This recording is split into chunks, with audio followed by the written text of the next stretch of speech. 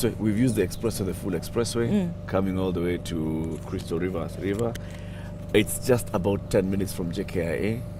You pass Mlolongo, you pass the turnoff to Kitengela, and just as you get to the Earth River, the river itself, this is the Earth River, right?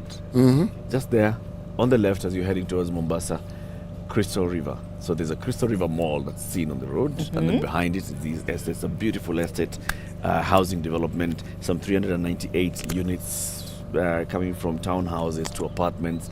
We're here today to talk about these apartments, to also talk about the developments that are taking place in Mavoko constituency, in Machakos County, real estate developments in the area, not just real estate, there's also education, there's also health facilities in the area, and why you need to come and visit Crystal River and come and buy. So throughout this show, we'll be telling you about that. We'll be joined by people from this estate, the developers. The developer of this estate is Safaricom Staff Pension Fund. They started the project a couple of years ago. They've done quite a bit. They've done the houses. We'll be showing the houses. There are so many amenities around. So keep it here for that. So, see, we used to look at newspapers before we get to the top of the hour. At the top of the hour, we're going to be hosting the area member of parliament. He will be joining us here to talk a lot more about this region and why we're here. And then at 8 o'clock, we'll be joined by two people from Crystal Rivers who will be here to talk to us about the development, the Safaricom Staff Pension Fund, the number of units available here, if they are on sale, of course they are, how you can buy, how you can come and see, how you can come and do a site visit. Okay? But City, let's begin with the proverb, Bwana. Yes, are we still in that country? We are in the country of Niger. Niger. Niger, not Niger. So Niger is a country. At what natural resources? Uranium. What is going to say urbanites. Uranium. My friend, it is used for very many things. Like making things. It's used for very many things. Making things. Okay, ask me another question. No problem. You have the proverb? When you think of airships, when you think of spaceships, think uranium. The proverb. When there are no trees left, birds will perch on people's heads. I told you I like these Nigerians. Straight. No mago, no left, no right. wala. No wahala. It is like this. No, if an elephant is sitting on top of a tree, the frog under the mud will. No. When there are not trees left, population, there's nothing. You desert has done what? The birds will perch on people's heads. Quickly. Allah? Straight up. Good. Okay. Now remember, like we do every weekday morning, we remind you about the quick rewards courtesy of the Standard newspaper. So if you buy a copy of the Standard newspaper anywhere today for only 60 shillings, look through the pages, you will find the QR code, scan that QR code, and you stand a chance of winning some beautiful goodies. And this could be anything. It could be anything from what? From cash. Airtime. It could also be some branded merchandise from the Standard. Yeah, so tell us about the front pages of the papers. Right. No easy road for hustler cabinet. That's what's on the front page of the Standard. For some nominees in the executive, getting a nod from Parliament will not be a walk in the park given the integrity issues surrounding them. And if they do, the in-trays in all the ministries are overflowing with minimal resources to get the job done. Okay, that's on page 4 and 5. Look into that as we go along. 13th Hague man to die. That's on the front page of the Nation. 13th Hague man to die. Yeah, in this particular ICC Kenya case, okay. This is the 13th man to die. Who's this? Lawyer Paul Gisheru, who was on Monday evening found unconscious in his bedroom, was awaiting an international criminal court verdict in a few weeks on whether he bribed witnesses that were to testify in the collapse trial of President William Ruto. He was 52, did not have any serious ailments, and rarely left his house at the upscale Northwood Villas on Mioitoni Lane in Karen, where monthly rent is a minimum of 400,000 shillings. Okay, so we're talking about a lot of things here. His son, meanwhile, was last evening still receiving treatment in hospital for suspected poisoning. So it's interesting to me as to why we're putting these details of how much he paid for rent and where he lived and all of that. So we can look into that story in a little bit after, City tells us what's on there. City, what's on the Stand, the Business Daily? The hour in which we woke up, the Stand, the Business Daily were not available. Your guy had not guide. My friend, at 3:45 in the morning. You Nope. started your journey to Crystal River at 2 a.m. The That guy is that- the newspaper guy It was took co- you all of 5 minutes. Yes. So, newspaper guy, sorry. Sorry. However, Yeah. I am looking at the East African. Oh, finally. you Today's got the Thursday. stuff. Okay, It's still relevant, by the way. It is. It Please, comes what's out the on- headline? on- No, not the headline. The headline is the same one I mentioned yesterday. What I'm talking about is something that is actually crucial, and it's something that's biting. It's something that is a catastrophe in the making. It's called drought. Page 2 of the East African, persistent drought in Horn reaches starvation levels. This is what they're saying. Kenya, Somalia, Ethiopia may be in a longer spell of food shortages following a 5th straight year of drought in the driest regions. Okay, the UN offices for coordination on humanitarian affairs says that at least, hold your breath, 36 million people in the Horn of Africa will be affected by drought this October. October is next month. Next month is how many days away? 2. 2. Okay, and the number could rise to 80 million by the end of the year. End of the year is December. How many months from then? 3. If you get so by December we should have 80 million who are facing starvation, which also means they'll be facing death. Yeah.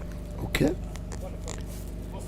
pastoralists have lost 120 million liters of milk, which could have saved 1.6 million children from starvation. So yes, there's a cyclic effect of it, vicious cycle. This happens and it kicks off something else, which then kicks off another, and which kicks off another, but it all ends up in death that could be avoided. Absolutely. Yes. It's really, really sad. Okay, so which one do we look at first? The Standard. Okay. No easy road for the Hustler cabinet. For some nominees. So, and also what the Standard has done today in page 6, 7, and 8, they're actually looking at each of the 22 nominees to the cabinet, to the President William Ruto's cabinet, and telling us stories about them. So, this nominees, where are their profiles? The profiles are here. Yes, page 4 and 5. Tough road ahead for the Hustler cabinet in quest to fulfill Ruto's campaign promises. We look at Mithika Linturi. Already the president has also actually announced the state departments that are going to be accompanying these ministries. Many, 48 plus 1. That's what they say, 48 plus. They didn't say 49. No. Don't do 0.01% stories. It says 48 plus 1 state departments. Now, they talk about each of these ministers. What awaits Ruto's cabinet secretaries? Mithika Linturi in the Ministry of Livestock, Agriculture and Livestock Development. There are 3.1 million Kenyans facing starvation. There's a rising cost of food. Food imports increasing from 10 to 17%. Reliance on rain-fed agriculture amid increasing drought instances. 83% of land is arid and semi-arid. Only 2% of arable land is under irrigation. All those things. Ezekiel Machogu, the Ministry for Education. There's the issue of CBC and the conversations around CBC. Ruto has ordered a review of the CBC, and his deputy has clarified that there is no plan of phasing it out. Government lagging behind on building classrooms to accommodate more pupils. All the stuff that needs to happen in the education. And already, remember, the stakeholders, teachers are asking for an extension of that term. Yep.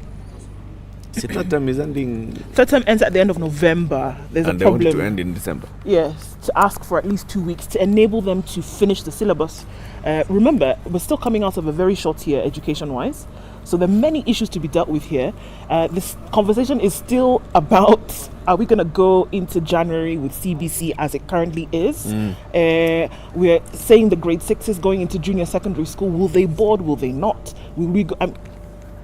That particular docket I do not envy, because there are a lot of conversations that are currently happening. Yeah. Of course, with what the president said about, all right, are we going to have a conversation around CBC? Are we going to relax some of these, responsibility on parents? What is it going to be? So there's a lot of work to be done there, and it has to be done really quickly because, time waits for no man.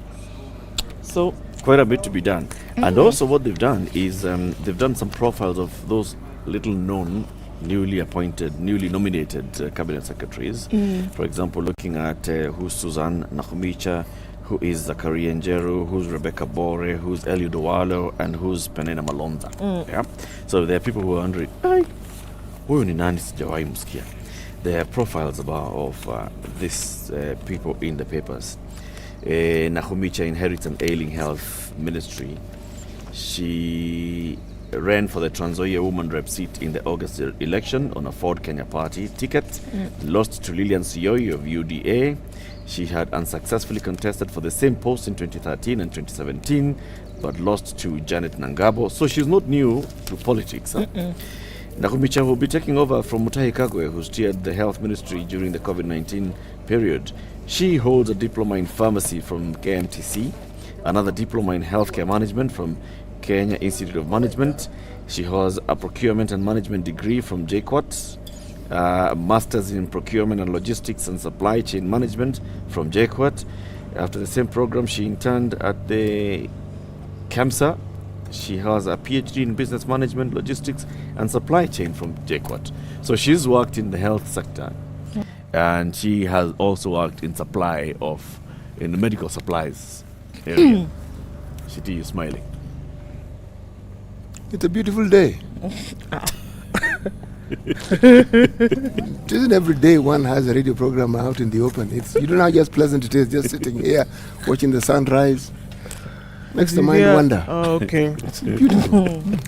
In that wonderment, let me tell you about this 13th Hague man to die. It's an interesting looking at things. Just looking at then the demise of Paul Gisheru over the last 2 days, the information that has been collected. The lawyer who was facing charges of witness tampering at the ICC spent his last hours drinking wine at his Karen home in Nairobi before his wife found him unresponsive Monday night. This is the only thing that the police, his family and lawyer agree on about how the lawyer spent his last moments. Gisheru was waiting for a verdict from the ICC a few weeks from now on whether he was guilty of bribing witnesses that were to testify in the collapsed trial of President William Ruto. Medics from the Karen Hospital, who rushed to his house at 7 p.m. Monday after receiving a distress call from a neighbor, found the lawyer motionless on a sofa upstairs. They moved him to the floor where they unsuccessfully tried to resuscitate him. He was 52. He did not have any serious ailments and rarely left his house in the upscale Northwood Villas on Miltoni Lane in Karen. He's said to have moved to the neighborhood 5 years ago. Yet, in the wake of his mysterious death, is the inconsistency between what the police, his family, and lawyer are saying that is raising questions as to what exactly happened to Gisheru, whom the ICC says played a crucial role in making the case against Dr. William Ruto collapse.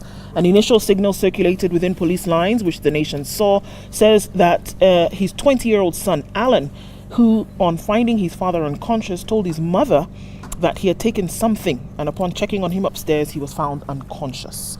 The medics further found that He had taken something. All right. The medics further found the son lying on a bed with froth oozing out of his mouth. They offered him first aid and rushed him to the Karen Hospital, and the police filed at the Karen police station.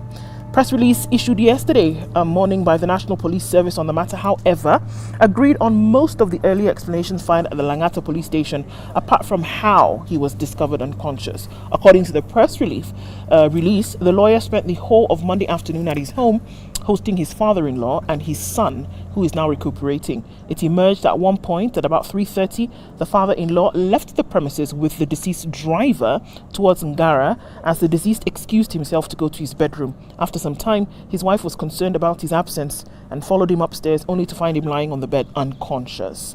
Now, what is creating confusion is how the police can give two different explanations about who, between Gisheru's wife and son, discovered him unconscious. Was it the son? Was it the wife?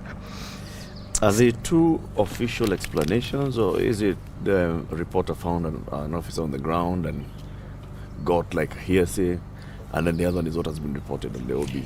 This is interesting because they're both police reports. We are Both told OB it's reported that they are both police reports. Yeah. So that's where Both in the OB or both quoting police officers? Both in the newspaper. Both quoting police officers, right? And one of them is an official OB 54/260922. So that's one. Okay. The next one is The other one does not have an OB number attached to it. It is just what was said by another police officer. Okay? You know what is in the OB? An initial signal that was circulated within police lines is what is being called. Whatever is in the OB is what we can call official. Yeah. because everything else. It's hearsay. Yeah. The official police record is what has been recorded in the occurrence book. Yes. Right. Okay. So, but although, like you're saying, if what has been taken to the occurrence book is different from what maybe police officers on the ground first heard, then there are different conflicting accounts from the same home. This is it. Of what happened. And of the same event. Then you start raising questions. So who knows what? And it does matter because you're dealing with someone's death, right? So was he found in his bedroom by his wife, or was he found by his son? Which one is it? The son also is recuperating in hospital after having also said to have ingested something as well. Yeah. Who found him if he found his father? But you know, the Gisheru is not just an ordinary person. No. The incidences that brought Gisheru's name to the fore and to the prominence that it now has is something that has not left the Kenyan mind. So it isn't just an ordinary occurrence. It's not as though any death is ordinary. No, every death is tragic, but this particular individual, and given the issues that surround his being and his presence and his work, his death cannot be considered as a normal death. Normal in the sense that his passing away leaves many questions unanswered. It does. And of course the question is then, coming out of the ICC in a couple of weeks, because we're looking at 3 weeks from now, so the ICC was supposed to give a verdict on this case. We're saying we don't know what they were going to say, but there were certain things that were already told of him, asked of him to do. Sure, he could have come back to Kenya because they had wanted him to stay within The Hague. He could have come back to Kenya, but he was under huge supervisory measures. He could not travel anywhere outside of Kenya, save to come back to The Hague. And the only reason why he asked to come is because he was said to be unwell, right?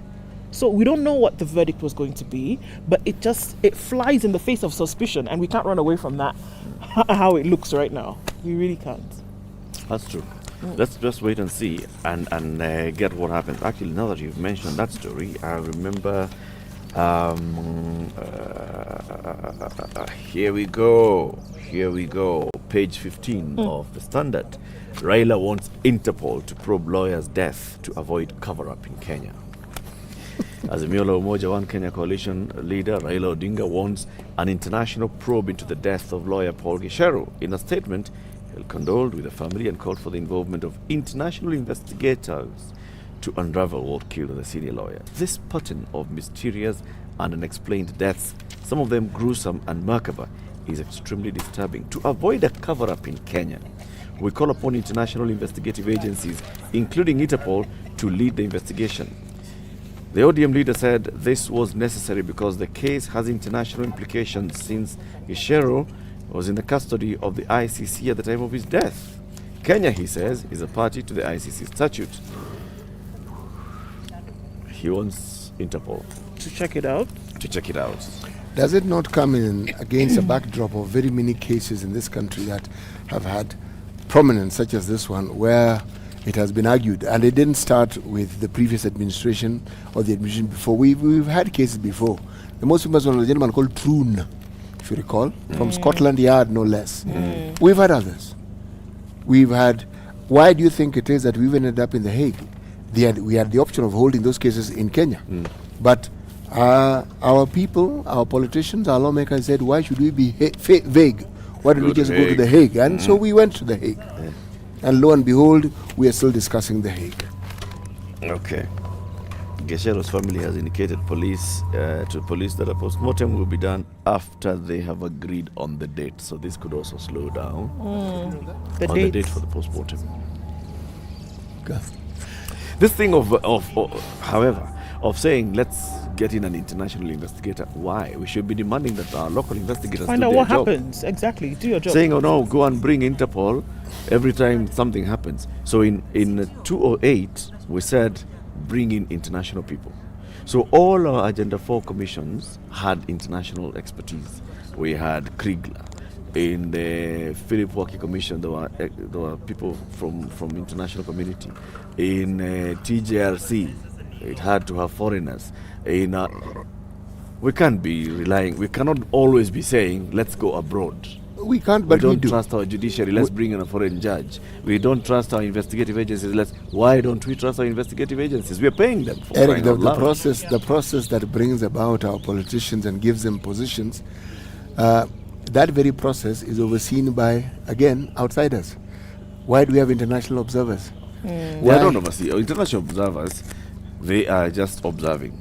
Just like you have local observers and international. That's kind of different because they're not managing it. You know, the reason why I mention it, it's presence that I'm talking about. And the presence wouldn't be there. We wouldn't even have local.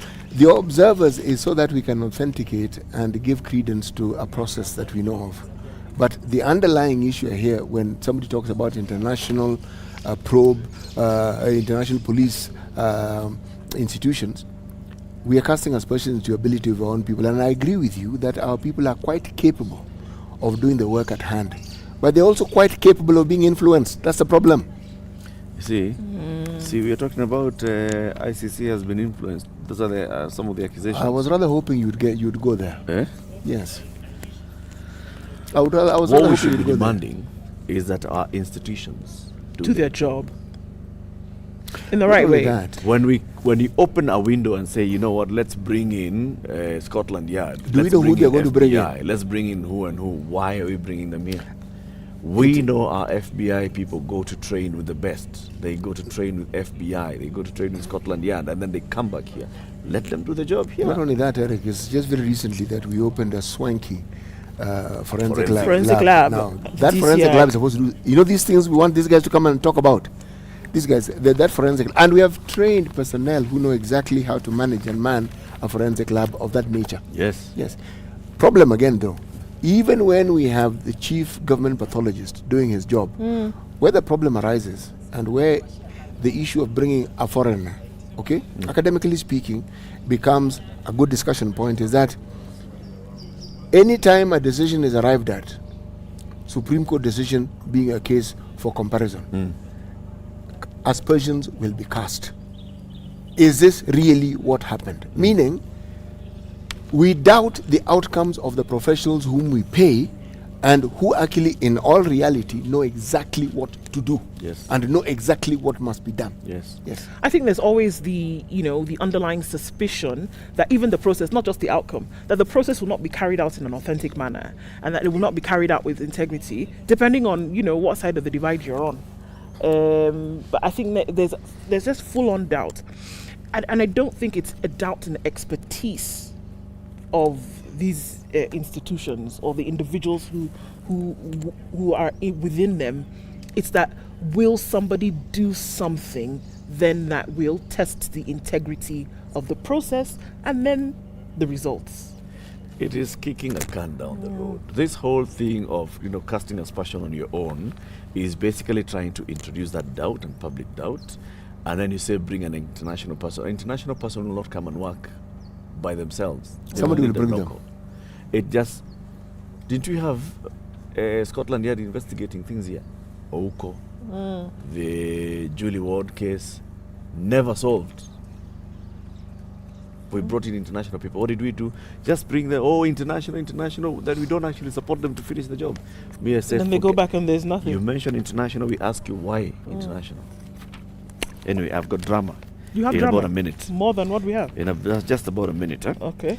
There's a man who's gone to court, and he wants the court to order a woman that he's been involved with to allow him into the journey of her pregnancy. Involved with meaning what A exactly? man has filed a case seeking an order to have his pregnant partner compelled to accept his help and presence until she gives birth. The man, codenamed EMM, and the woman, identified as JNC in court papers, argues that he has a right to be involved in her prenatal checkups. According to him, life starts at conception and he should be part of his unborn children's life. They are twins. He says they met with this lady sometime in 2020. They had a relationship. The relationship ended after they parted ways. Then she was pregnant, and after that, the woman has not allowed him anywhere into her life. He says, I want to be involved in this. Anyway, I can tell you more about this. This is Kenya's biggest conversation. It's the Situation Room. We're broadcasting from Crystal Rivers Mall in Athi River today. This Crystal Rivers is just as you get to the Athi River Bridge heading towards Mombasa. If you're coming from Mombasa, as you get to the Athi River Bridge heading towards Nairobi, we are here. Keep it here for more. Coming up, the news, and then we'll have more conversations and tell you more about Crystal Rivers Mall, Crystal Rivers Estate, some beautiful houses to watch and to come and live. Good morning, 7 a.m. Spice up your life.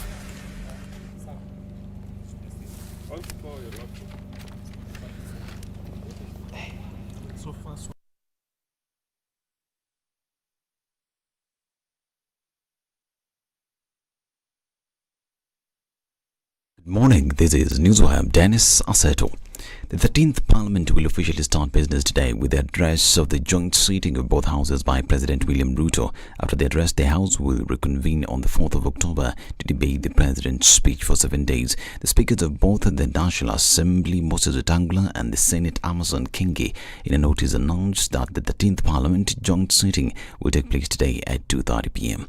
The sitting will take place in the National Assembly chamber situated at the main Parliament buildings. The President will make an inaugural address for the first session of the 13th Parliament, heralding the commencement of the sittings of both houses. Members of the National Assembly and their counterparts from the Senate last week attended a week-long induction ahead of the opening. Already there is jostling in the National Assembly on which side should hold the majority seat, and the Speaker of the National Assembly is expected to determine which side will enjoy the trappings that comes with that position.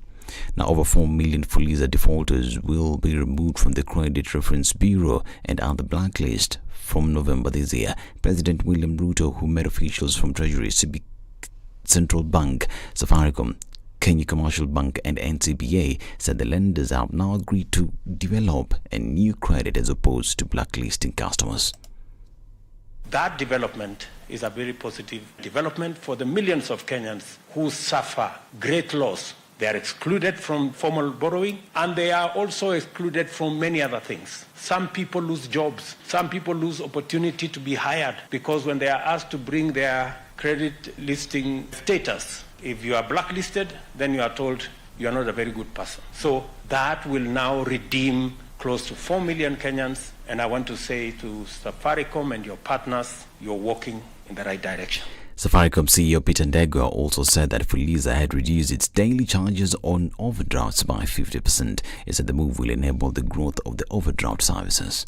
The 3-day free daily maintenance fee period will allow customers who currently use Fuliza to complete more transactions while attracting more customers to the solutions more affordable. In addition, we are reducing the daily maintenance fee by 50% for Fuliza transactions of 1,000 and below. Customers will also enjoy reductions in daily maintenance fee for transactions above 1,000 up to a maximum of 70,000. Now, even as debate on the shamba system continues to grow and conservationists opposing the return of the same, Deputy President Rigathi Gachagua has clarified that the shamba system is not an opportunity for farmers to encroach on forest land. He instead said that the shamba system will be an opportunity for farmers to grow trees in the forest and maintain them as they continue with their farming activities.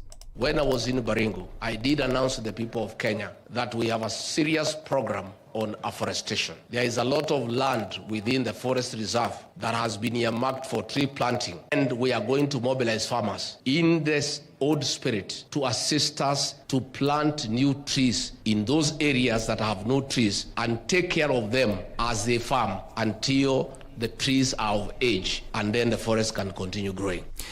Now, President William Ruto's government will have 49 principal secretaries with the Ministries of Interior, Transport, Land, Trade, Education and Mining having 3 PSs each. The Defence has 1 PS, so does the Office of the Prime Cabinet Secretary, which has also gotten 1 State Department. The unveiling of the State Department in need of PSs came a day after President Ruto unveiled his 22-member cabinet.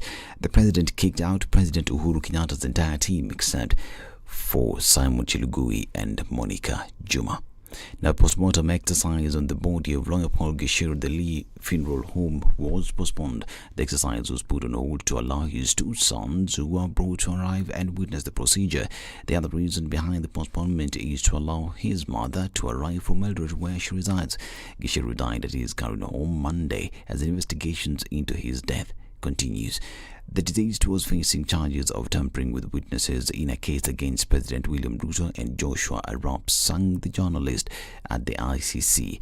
This as Azimio leader Raila Odinga has called for lawyer Paul Gisheru's death to be investigated by Interpol to avoid what it terms as a cover-up. Meanwhile, the International Criminal Court has said it is in contact with the Kenyan government regarding the death of lawyer Paul Gisheru. In a statement, ICC spokesperson and head of Public Affairs Division Fadi El Abdallah said the court had to wait for the details on his death from the government to enable it to close the case of witnesses tampering that was facing the late Gisheru. This is Newswire. Dennis Aseda, good morning.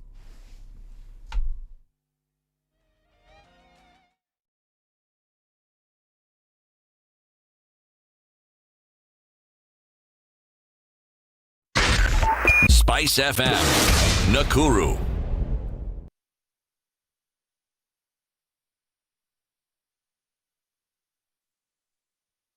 Building different parts of the city this morning. Let's look at what's coming off the Thika Superhighway.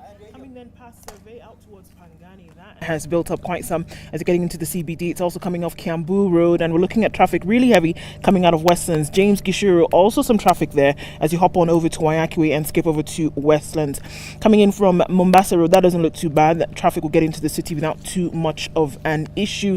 This Thursday morning, getting towards the tail end of the week, there's still a lot of action in many parts of the city today. It doesn't look too bad on Langata Road, but we'll keep an eye on things. Let's know what's going on where you are this morning. Talk to us on SpiceFM KE on Twitter. Keep things moving this Thursday.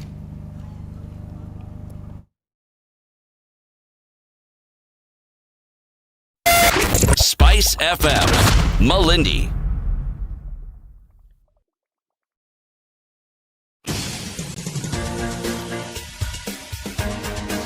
This is The Situation Room, the home of hard-hitting political commentary and penetrating insights about the state of the nation. This is a talk radio experience like no other. The Situation Room, a place for hard truths, debates, and elevated conversations. The Situation Room, witty, political, engaging, deep, controversial. In the room, we have C.T. Muga, researcher, academic, seasoned political observer, a fountain of wisdom in these politically uncertain times. Ndu Oko, Nigerian by birth, Kenyan by choice, communications expert, Pan-Africanist, a truth seeker and believer in people power, and Eric Latif, agent provocateur, the man in the chair, seasoned journalist, news hound, a man who believes in punching up, not down. Welcome to the second hour of Kenya's biggest conversation, The Situation Room.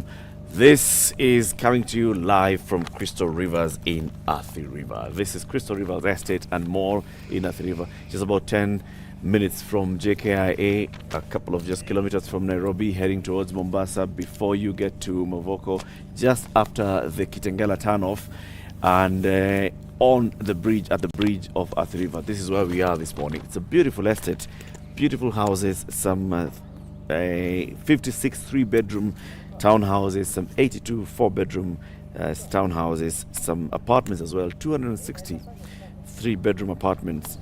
All in total, 398 houses, places for people to live here. And then there's a state-of-the-art mall, which is within the estate. And there are very many beautiful amenities. So we're here today sampling this area, and we'll have some guests from the developer, Crystal Rivers Estate. The developer is Safaricom Staff Pension Scheme. They'll be here to tell us more about it. But before that, City has the day's proverb. I do. Yeah. Right. When you say right? Right. Right. When there are no trees left, birds will perch on people's heads. When there are no trees left, birds will perch on people's heads. Yes, this is a proverb from Niger. Okay. And you did ask me a question, and I was flippant about it. When you asked me, what do you do with uranium? And I said, you do things. You actually do. The thing about uranium that is most known for is it is used in producing, take a guess, take another guess. nuclear power. It's known for its radioactivity. Okay, it's a shiny whitish metal, slightly softer than steel. Can't actually scratch it, but it's those properties that make it valuable. It's used for equipments that are used in the health sector, in military installations, and the like. So it is a useful metal. So they mine uranium Yes. in Niger. In Niger. It goes to some countries Yes. where they have nuclear power plants. Yes, they do. Niger. Niger. What's the kind of power connectivity in Niger like? I'm not very certain, but it's a good thing that you ask, because one of the things that it's also used for is precisely that. Because 12% of actually the world's power is nuclear powered, and it comes from this particular metal. This one. It's a key component. And in they the have it in production. abundance in this country. And they have it in abundance. You'd expect that this country is lit throughout, like they have 24-hour lighting because they have. Yes, the even resource. besides uranium on this continent, you'd expect every home on this continent has light because we have the sun. You would expect. Yeah, but we have the sun more than most people. It's true. It's We have interesting plenty that of you sun. asked that, because actually Niger's entire national grid is provided by Nigeria, There for you go. who most people in Nigeria at many points do not have 24 hours power. So you have generators. Did you hear what I said? See, this could be Crystal River Africa Power 2.0, but let's please, for sanity. But you're right. Nigeria, mean- Nigeria produces what they produce, and lo and behold, where do they take them? Niger. Niger. Yeah. Yes, Nigeria And then exports Niger a great produces deal of the power that uranium. it produces. Niger produces uranium, which goes to which country? Everywhere. France mainly. Yes, Mostly mainly. France, and then France does a thing with it. And then even the one they sell, France still takes it and keeps it in their bank first. We say, let's keep this money for you. It's like somebody visits you when you were young. Do you remember how those senior aunties used to visit us and give you money, and then your mother will say, just She's keeping bring it. that money, let me keep it for And you. did When they- you're of age. And did they keep it? Where is it? And it was kept. When you're of age. When we'll something give is it well kept, you can't see They it. remind you. Yes. That's why the Nigerian said, even in the absence of trees, birds will still find a place to perch on your head. They'll punch on your head. You know, if you ask too many questions of your mother, what would happen? She'd point to something that was recently bought. You said, that one, that money you speak of. It's that It one. was not even enough to buy that thing that you're talking about. It's not even enough. Speaking of birds of patching on money, trees, see, you see what they've done with trees around Nairobi. They've And then removed the them. marable stock Yes. are now landing and patching on people's heads. So it's It's real. true. It's true. real. When there are no more trees in Nairobi, the marable stock will patch It's a massive bird, on that people's one. heads. Massive bird. Okay, so we're coming live to you from Crystal Rivers Estate and Mall in Athi River, just about 10 kilometers, or no, 10 minutes from the JKIA. Actually, no, it's 10 minutes when you use the lower road. If you use the expressway, it's much faster. 5 minutes. Just like a In You're fact, there. fumba fumbua. when you enter this what's it called, expressway, you know, you take a deep breath, thinking you're going to be at what? That Longo. no, Mlolongo is far. I'm thinking of the one next door where you manufacture tires. From at our place. Yes, Samia. yes. Samia. You think you're at Samia mentally, but you're actually at JKIA. In your head, you're at In your Samia. head, in your head, you're in Samia because it takes 5 minutes to get there. Yeah. But in reality, You're in JKIA. you're in JKIA. You're past JKIA. Yes. Kidogo, you're at the exit. When you think you're at JKIA, you're in Movoko. You're at the exit. Next, you're outside Mlolongo. Next, you're Away. home. Done. Crystal Rivers. We'll tell you more about it. So, I'll stop complaining, by the way, about the cold. Every time we get into the studio in the morning at 6 a.m., we're usually complaining how cold it is. We don't complain. We just state the fact it is cold. Well, it's not. Oh. The sun is out, Lakini. but the chill, It's real. it's real. You can Let me make it- just finish okay, the you story can I finish. started, then we can talk about other Yes, stories. please. So the story is about a man who's pleading with the court to be in his girlfriend's pregnancy journey. Usually the complaint His is the other way former around. girlfriend. Eh? Is she Former. still his girlfriend? See, according to him. Former. Former what? According to that It's story, over. former. It's They're no over. longer in a relationship. ended. Okay. Former. baby Mama's life. Okay. Immediate past. Okay. Emeritus. Emeritus. Story is usually the other way around, where the man takes off upon hearing that there's a pregnancy. Now this one Inside. wants to be in. The man is codenamed EMM and the woman is codenamed JNC. So he claims that he met JNC sometime in 2020 and had an intimate relationship with her until February when they parted ways. According to him, they have lost 2 pregnancies before. He claims that the woman has refused his help, alleging that she has constantly rejected his plea to be associated with the pregnancy. According to him, while most men often run away at the mention of pregnancy, he had accepted responsibility which his partner has rejected. He says he is willing to give her the highest level of care and be in his children's life. The petitioner and applicant is aware that life begins at conception as per provisions of the Constitution, and he is keen to be present in the lives of his unborn children. It's unfortunate that in a country where a good number of men run away from their pregnant partners, the respondent is blatantly denying the petitioner a chance to be present during the pregnancy journey. This is according to Justice Dande. The man claims that immediately they parted ways in February, she failed to update him on how her pregnancy journey was. At the same time, he says there's a likelihood of her excluding his name in the birth certificates. He wants the court to also order that a DNA be conducted immediately the babies are born to ascertain that he is the father. The respondent has consistently rejected to associate me or let me in with the pregnancy journey, despite having full knowledge that I have been desirous of having children and becoming a father, and a present one at that, he claims. He continues, it's fair and just that the matter is disposed on an urgent basis and orders granted to enable me be present during the pregnancy journey and also be in the children's lives after birth. You know, there are 4 separate issues in that particular article. 4? Yes, 4. Okay. There could be more. One, there's the issue of the relationship that clearly came to an end. There's the issue of the pregnancy and the desire of this particular father to be involved. But yet, there is yet another issue hanging over this of the determination as to whether indeed he is the father. He had a relationship and he assumes he is the father. Yeah.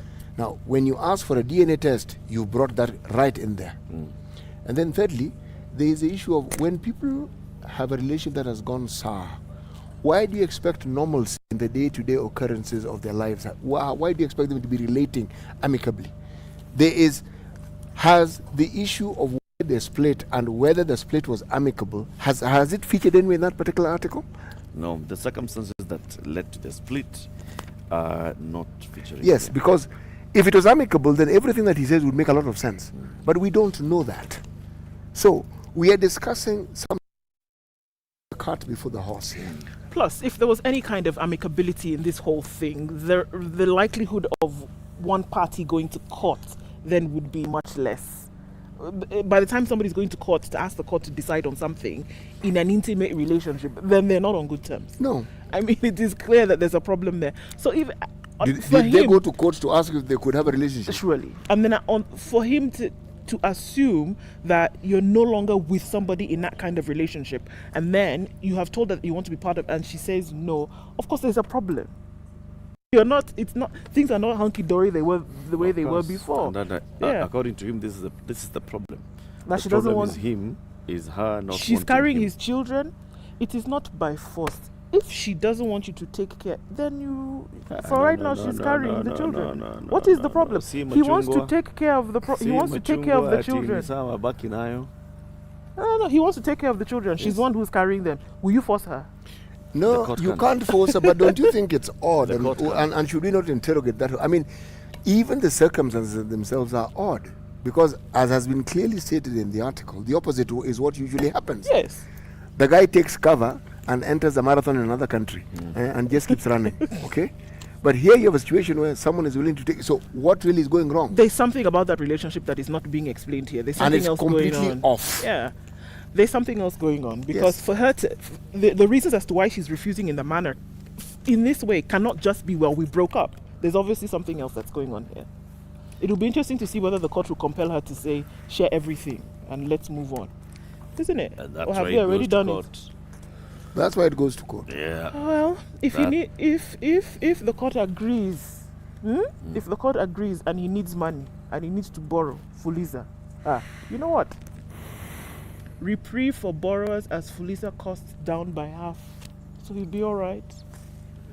Mobile service provider Safaricom has announced a 50% reduction in Fuliza tariffs in a move that comes as a reprieve for millions of borrowers in the country. Safaricom, alongside lending partners NCBA and KCB, said the companies are restructuring the facility starting October 1st to reduce the cost of credit on low-income borrowers. That is when? The day after tomorrow.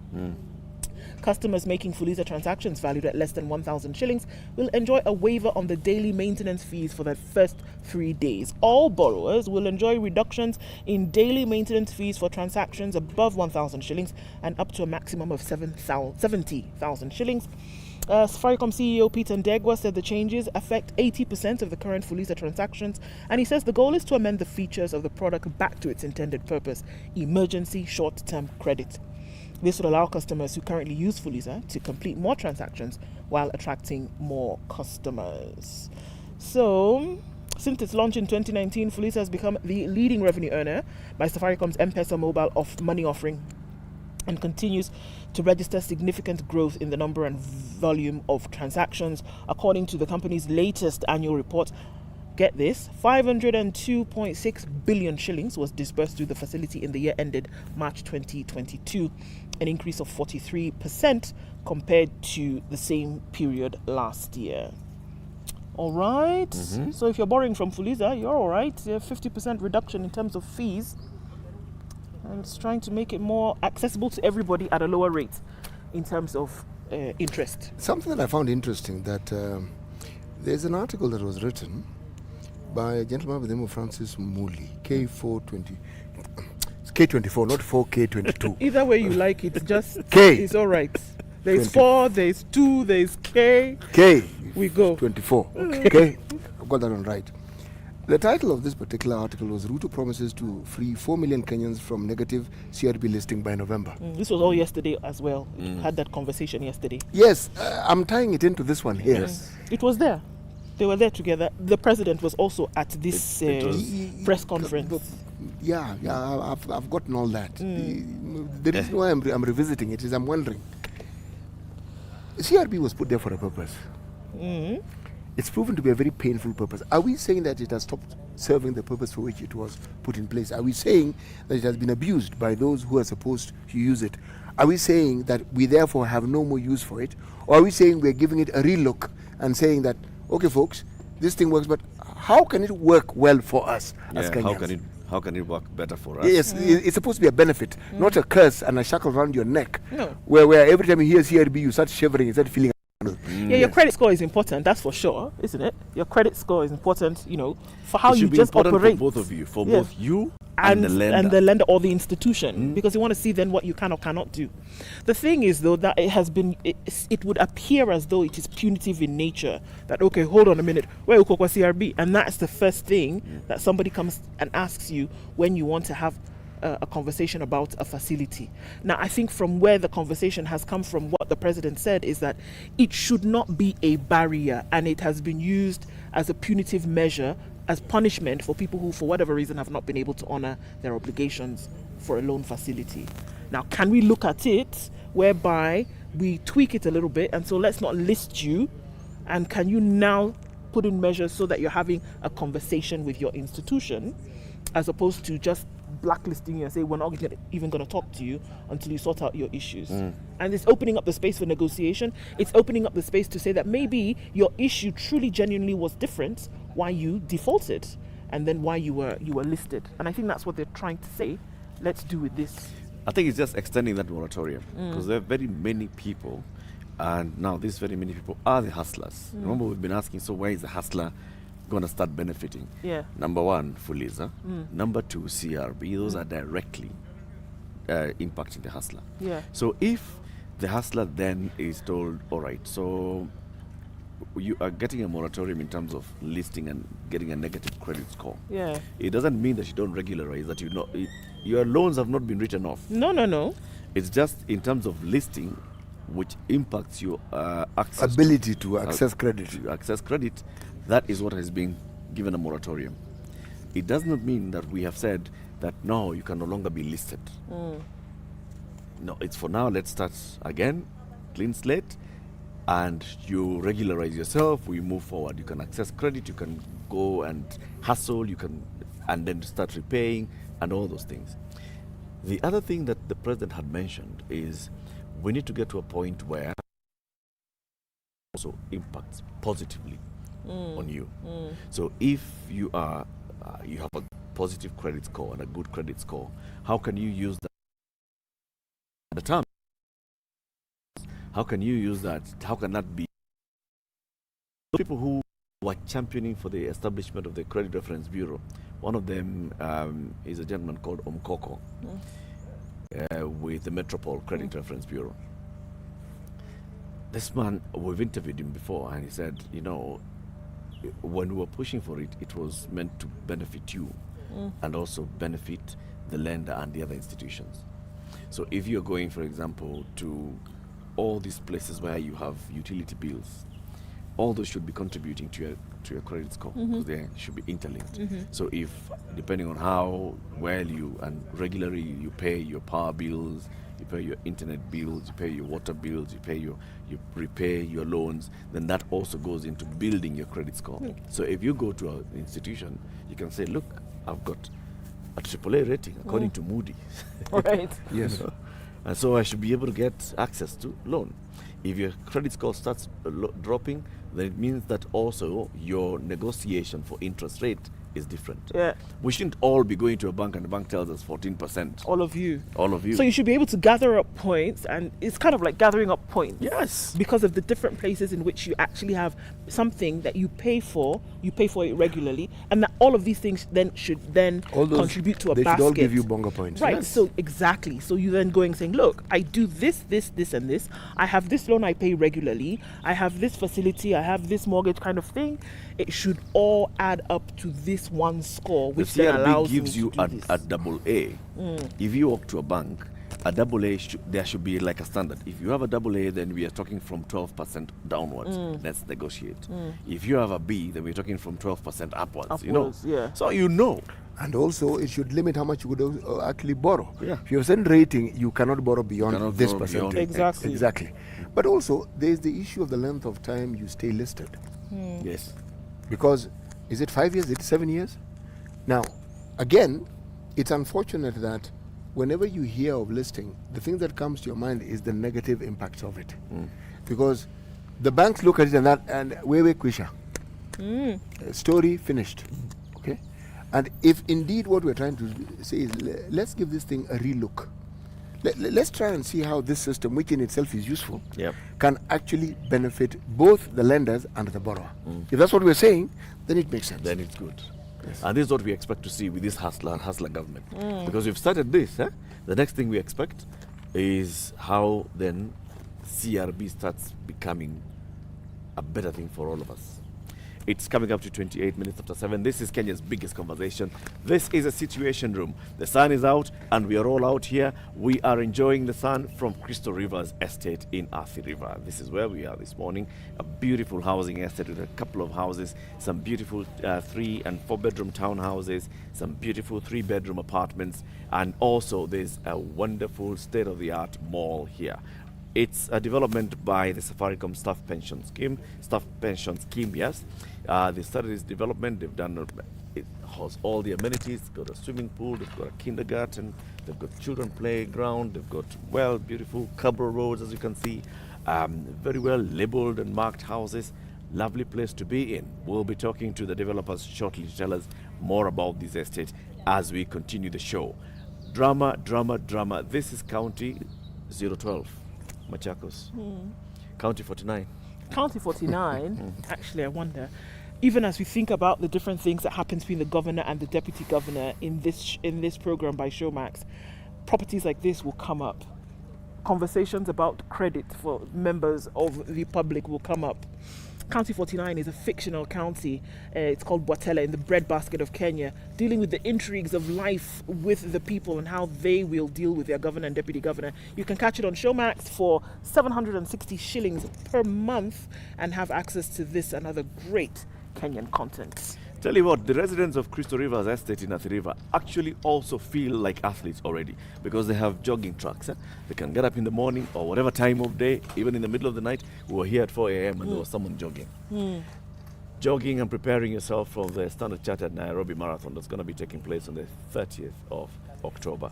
If you want to feel like an athlete, start practicing and then go on to nairobimarathon.com, register for the marathon. The physical marathon is on which date?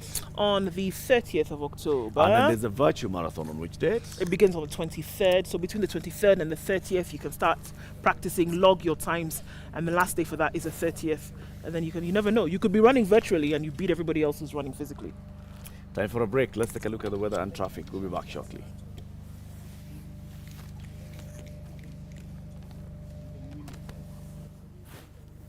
This is the Situation Room, the only way to start your day.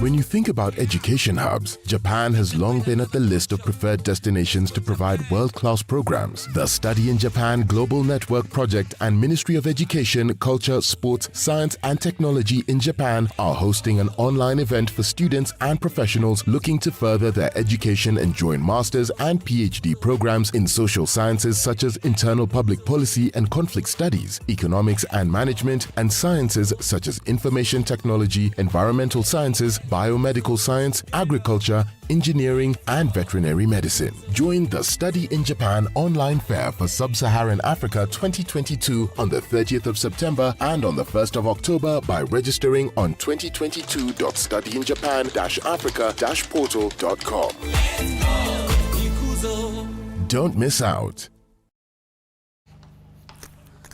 Nairobi will see highs of 26 and lows of 14 today. Sunny intervals throughout today. Looking into Nyeri, temperatures high of 26 and lows of 13 with the sun up through most of the day. Looking into Nakuru, we'll see highs of 26 and lows of 12 and the sun will be up. And in Eldoret, looking at highs of 24 and lows of 11. Taking a look into Mombasa, highs of 29 and lows of 22 today. And Malindi also will see highs of 29, currently at 23 and sunny. All right, taking a look then into Kisumu this morning. We'll see highs of 29 and lows of 21. And Kakamega today, we'll see highs of 29 as well. Taking out a look out into Kampala, we'll see highs of 28. And Dar es Salaam will see highs of 30. Johannesburg will see highs of 22 today. And we'll see highs of 28 in Lagos, where it's rainy this morning at 23. And we'll see highs of 30 in Kinshasa, 24 currently.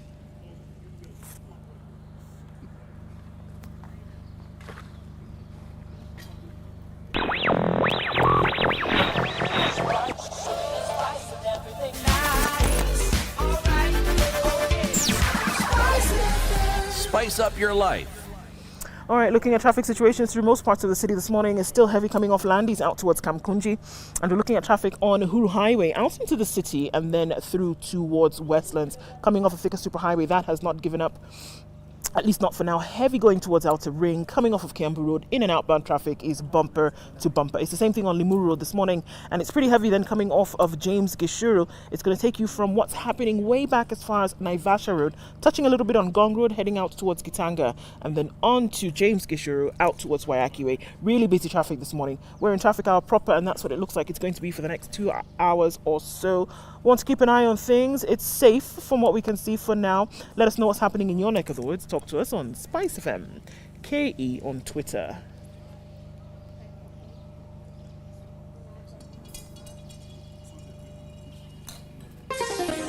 Chilled Spice.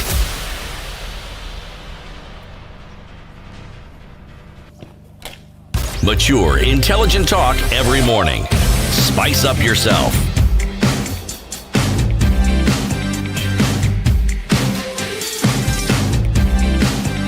Mornings done right. 94.4 Spice FM, Nairobi.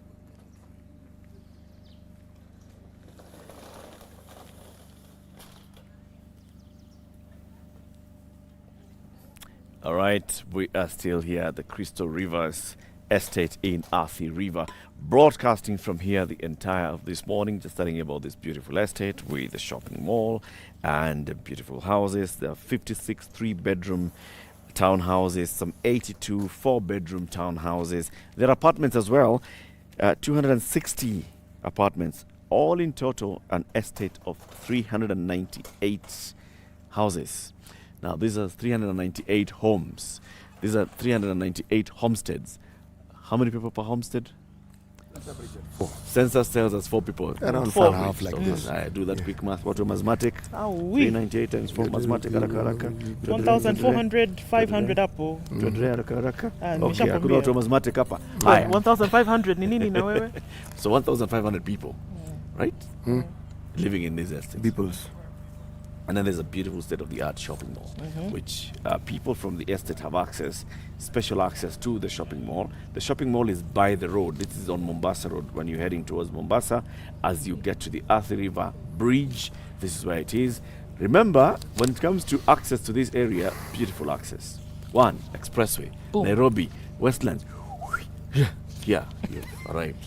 Coming out from JKIA, you've arrived. The expressway. If you want to use the train, there's a railway station at Syokimau. There's another railway station in Athi River, which is just down the road. Come and you, in a few minutes, you are here as well.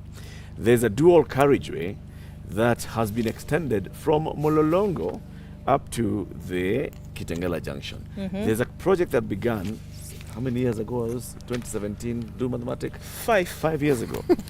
2017. An extension of the dual carriageway from the Kitengela Junction going all the way to the Machakos Junction. And this is just about 2 or 3 kilometers from the Kitengela Junction. So dual carriageway from Nairobi to Crystal Rivers Estate. Accessibility sorted. Everything else sorted. Now that we're here this morning, there are people who are already telling us, welcome to Machakos County. Felix Isanya on Facebook tells us, welcome to Athi River, our beautiful Nairobi's bedroom, locked in from Kinanie. Yes, yes. Peter is asking, when are they opening? The houses are open. There are people who live here, my friend. You're late. How about rentals for those who have bought and are living here? We'll have people from Crystal Rivers Estate to come and tell us all this. In fact, keep asking the questions on Facebook, on Twitter. Tag us at SpiceFM KE. If you've got any questions for the developer, the Safaricom staff pension scheme, they'll be here. We will throw them not under the bus. We'll put them on the hot seat. The bus. Let me tell you about something that's happening in Siaya. Okay. Let me look for it. Okay. The governor of Siaya, his name is? His name is Sir James Orango. James That one. Orango. Senior Counsel James Orango took over the reins of Siaya County, and immediately he took over, he realized, He realized friend. Even doing Nakwanga. he's not the only one. Many governors have taken over, they've realized the same thing. No, they've said, wait, this is not what we agreed. Can I go back? Wait.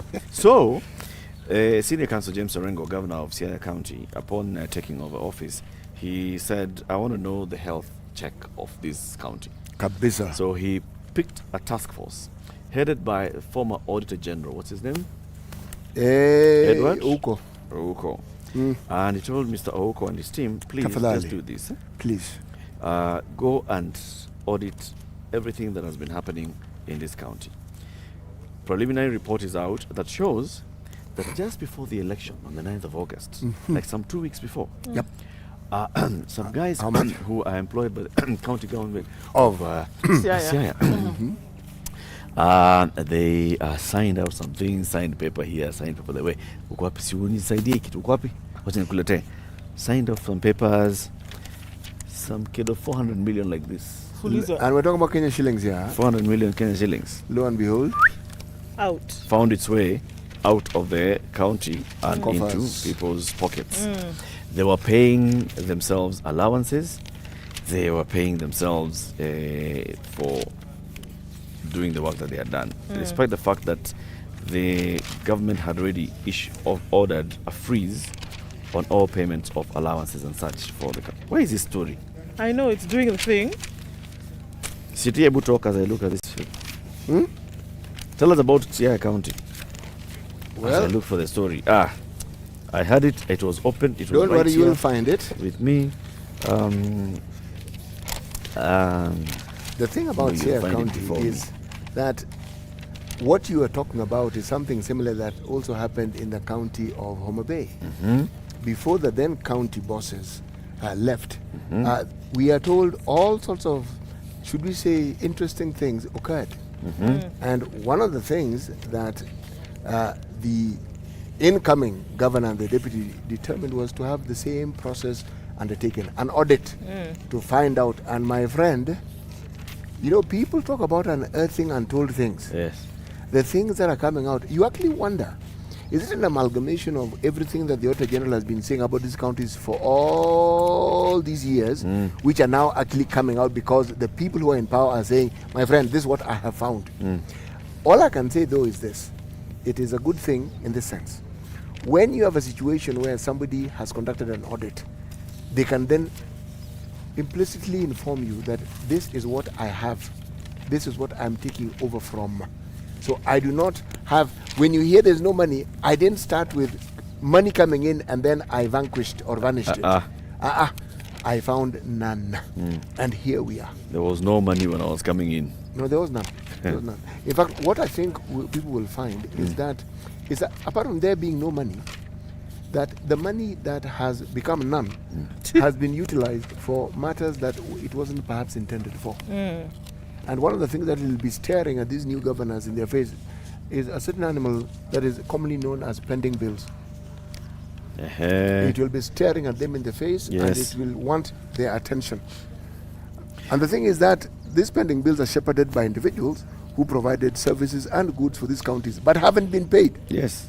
Now, it's one of those things that will be a milestone round the necks of any county administration, and if it isn't addressed, they'll be starting on the wrong footing. That's the sad part, because you realize that there are genuine business people, many genuine business who people supplied goods and services. They did. To these governments. They did. They are owed a lot of money. Now, because of some hanky-panky by other people who are workers of the county, everything is frozen. Yes. The people who ought to be receiving payments are not receiving their payments.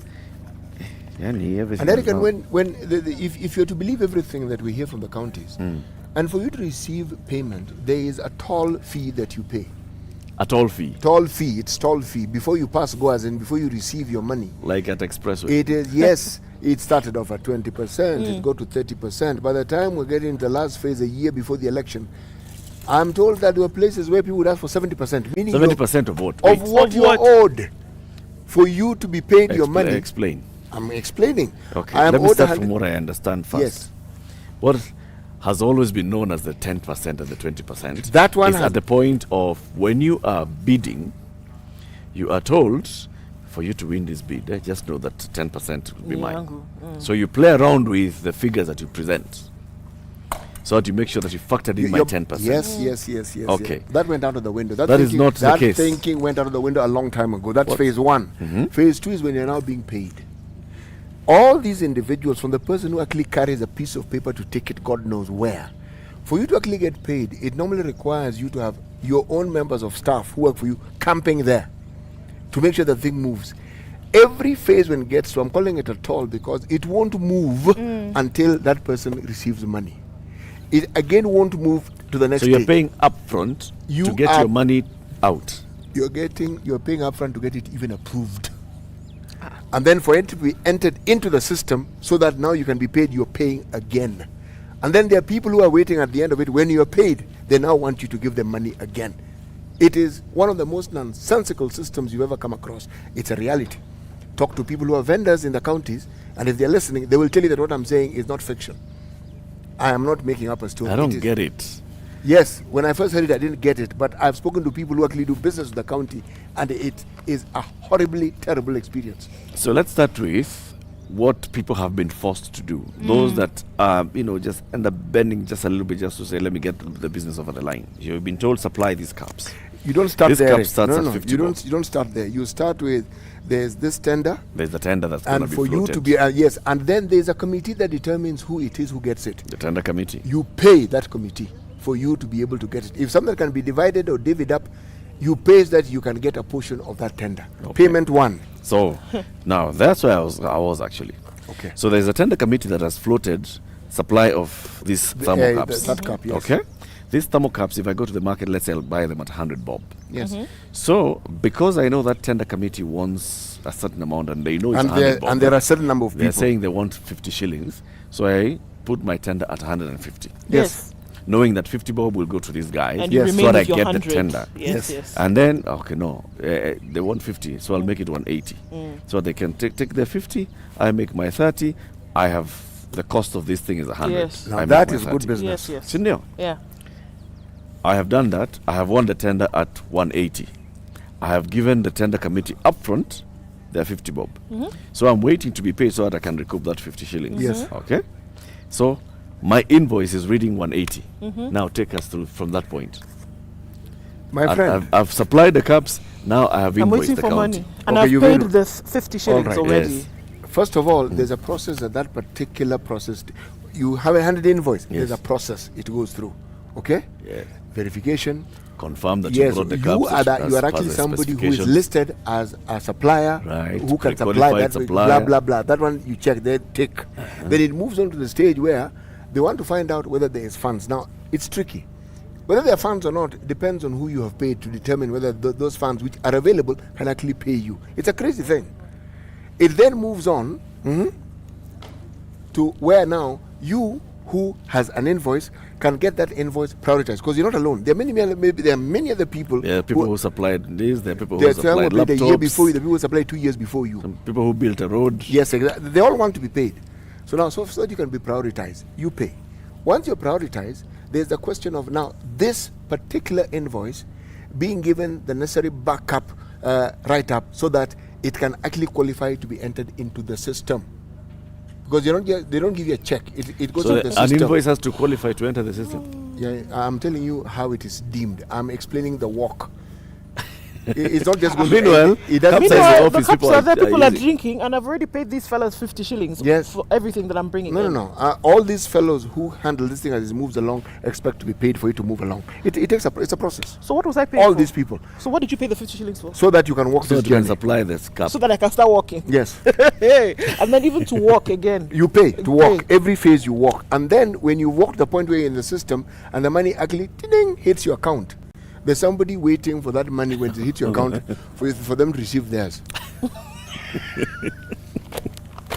No. New Koragani, that's how you It's get. criminal. It's utter and absolute and undiluted So this cup madness. then will actually end up costing the government 500 shillings. easily. That no. is that's what I have to invoice at the very beginning. That's, Yes, Yes. if that's you my tender, yes. my submission of the tender will be 500 bob for this Yes, cup. Yes. yes, And I'll be the lowest bidder. yes, you will be. Somebody else will be bidding for 1,500. Yes, same cup, which we all know costs 100 bob.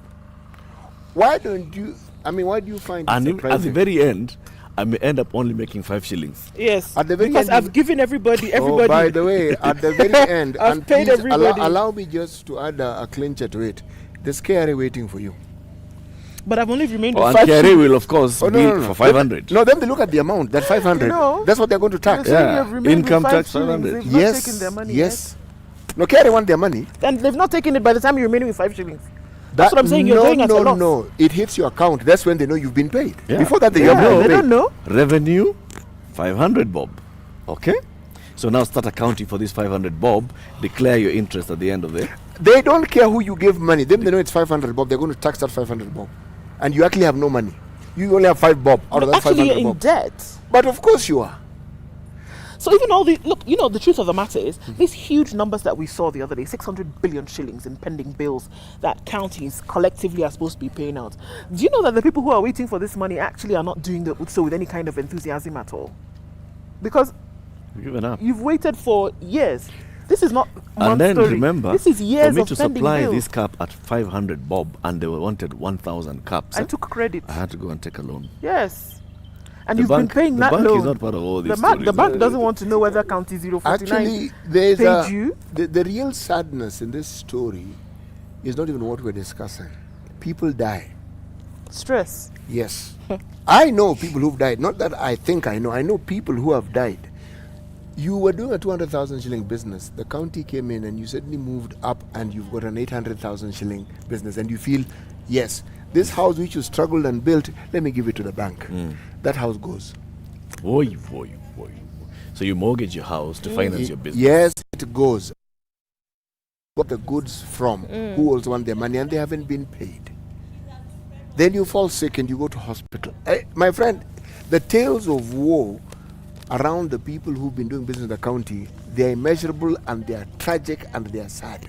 It is It's terrible. absolutely horrifying. It is horrifying. Now the sad bit is that there are people who are actually getting paid.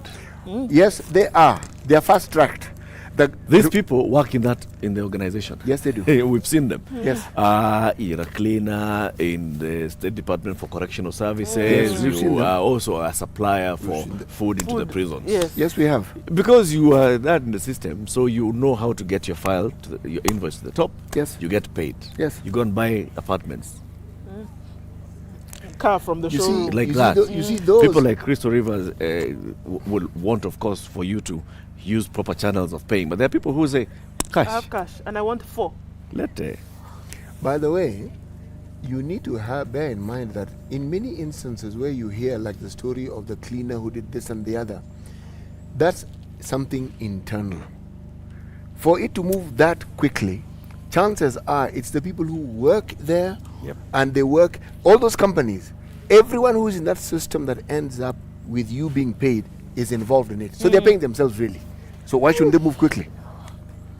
It is such a Very, very sad. sad state of affairs. Yeah, truth of, and you know, look, these things that we are talking about, just like you said, people who've died from stress, and then we talk about a mental health issue in the country. These are the things that are contributing. You can imagine somebody took a loan of 5 million shillings to be able to fund this particular tender, and then 2017, and then we started hearing former president who talk about pending bills. Former president. By the Uhuru way, Kenyatta when you paying take a loan bills. for 5 million shillings, you don't get 5 million. You get less. Because there is, I'm going to be facetious here, there's preparation fee by the bank, they remove that one. No, wait. No. The former, look, you just wait there. And there's an insurance No, point. please. I'm sorry. And The you never- former president said it was supposed to be October. Do you know where in another October? Yes. It was October The last. former president started saying that within 30 days, He gave all an pending bills should ultimatum. be- Exactly. 6 times. Ultimatum. How many ultimatums were given? So people wake up with some kind of hope. Okay, they're going to pay us. For where? So somebody has finished paying their loan. They've remortgaged their house. Maybe even lost the house. They've lost other things. Then you want to pay them. How won't somebody go mad?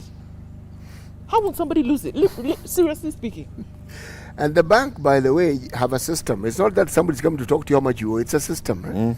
You pay, it just deducts. You don't pay, it just adds. So you give it a year at 10%. You give it 2 Penalties years. and interest accruals. My friend, Question. you'll never be able to pay that loan back. It Question. doesn't matter what you do. You will not be able to. Yeah, It's not and then- complicated. And then you hear Ukuri Atani or whichever CS is at the National Treasury saying, yeah, Mr. Speaker, we're asking for this money because we are going to pay pending bills. And this is in Parliament. Yeah. And members of Parliament say, yes, pending bills should be cleared. And they pass the finance bill, they pass the budget. And the money is released. 12 months later, Mr. Speaker, we are going to pay pending bills. Budget because it is a really and by the way, it's even more tragic at the national level if such a thing happens, because the sort of business you're talking about is in the billions of shillings. Yeah. And if I don't have adequate and substantiated details about the national level, everything I have heard falls in the realm of gossip, so I will not talk about it. But it isn't good either. It's not good. It's not good at all. It's a very sad state of affairs. So when you hear that this is what was happening, for example, in Siaya County, that this was the case in Siaya. This was the case in this other county, in Homa Bay. This is the case in. You ask yourself, why on earth? I was having a chat with somebody who was involved in that process of auditing. I told me, you cannot believe. He said, believe me, I've been in this business for a very long time, but I cannot believe what I was seeing. I honestly can't believe that there are people who are charged with the duty and elected to ensure that the citizens of this county receive certain benefits, and then nothing of that sort happens for 10 years. I said, Ish, okay, I've heard you. So let me read a statement that was actually issued by Governor James Orango yesterday, right? His attention was drawn to an article, it was in the Nation yesterday, concerning suspicious and serious financial impropriety and administrative malpractice in Siaya County.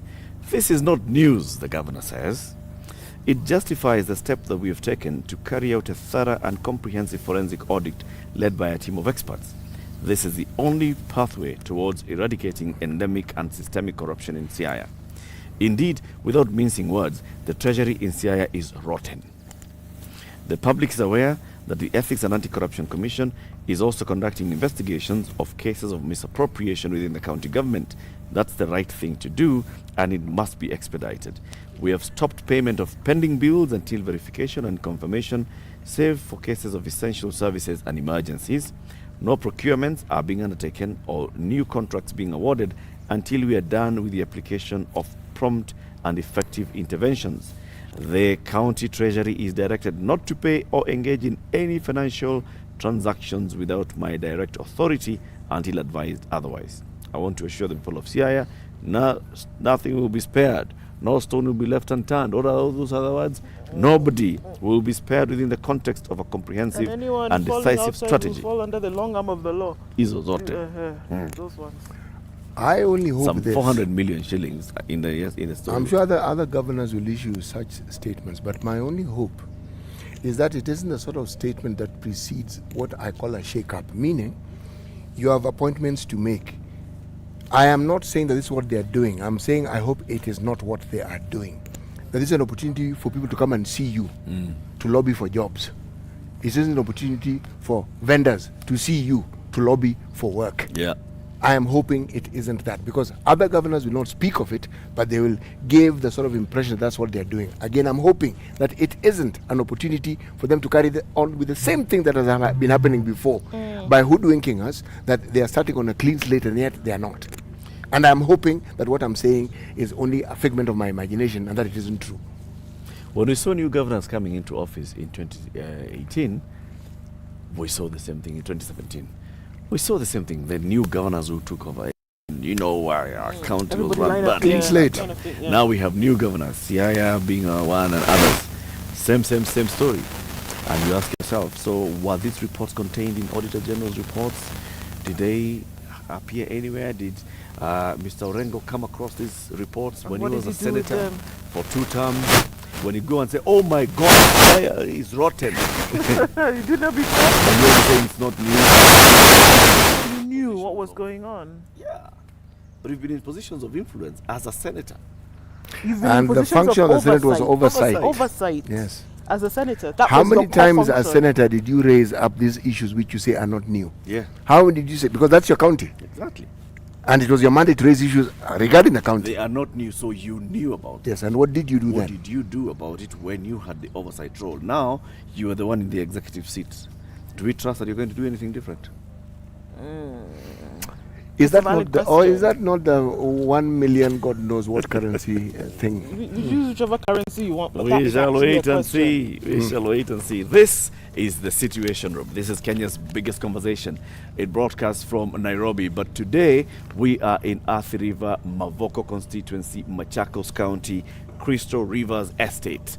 This is where we are this morning. Crystal Rivers is just at the Athi River Bridge as you're heading towards Nairobi or coming from Nairobi heading towards Mombasa. It's at the Athi River Bridge. It's on the left heading towards Mombasa. Beautiful estate. We'll be talking more and telling you more about it, about the estate, about the developer, that is the Safaricom Staff Pension Scheme, why they built up this estate, how many houses are available here, how many are up for sale, how much, and all these questions. Keep it here for that and more. Coming up shortly, it's 8 a.m.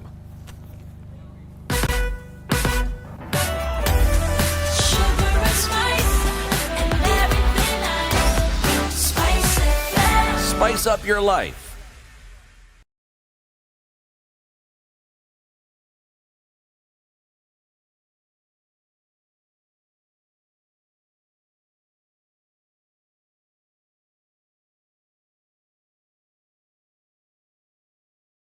Seto.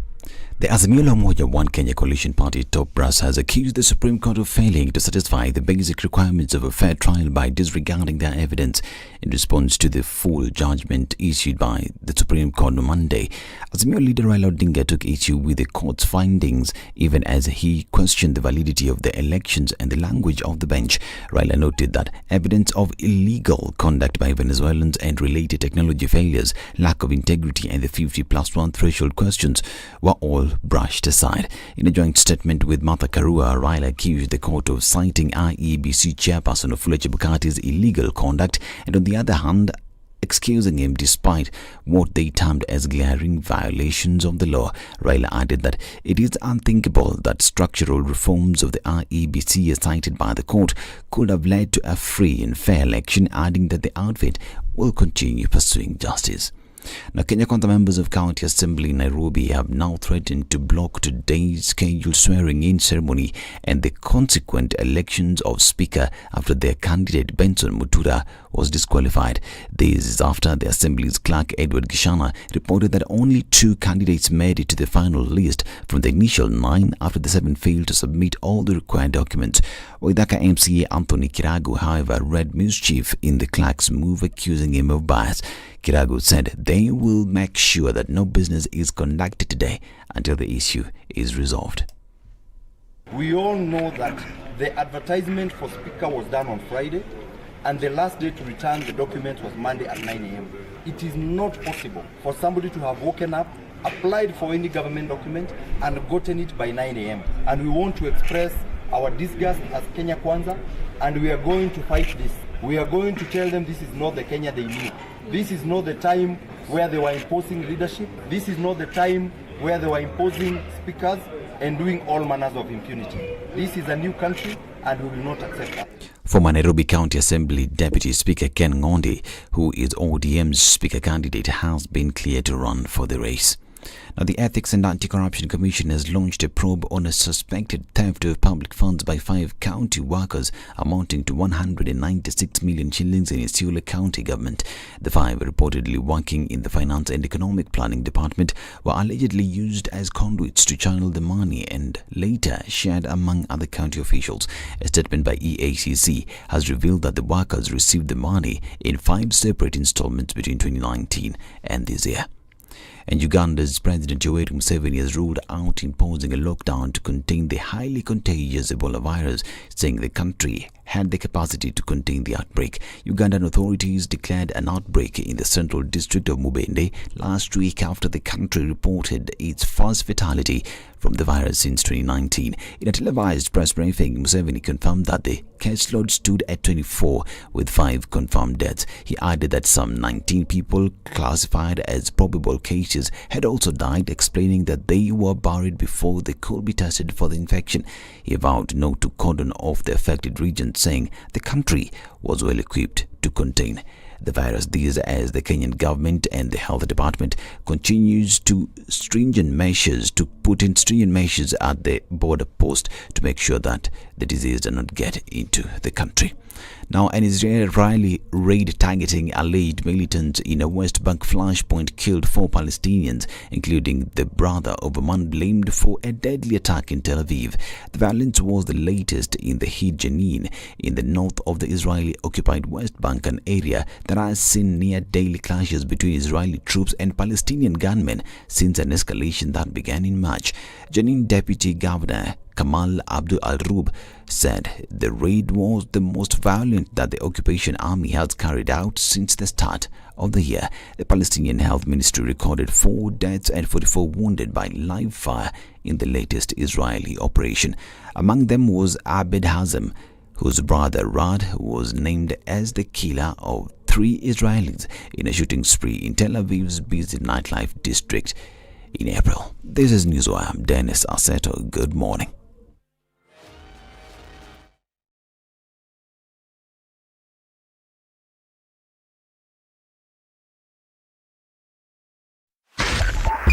.5 Spice FM, Kisumu.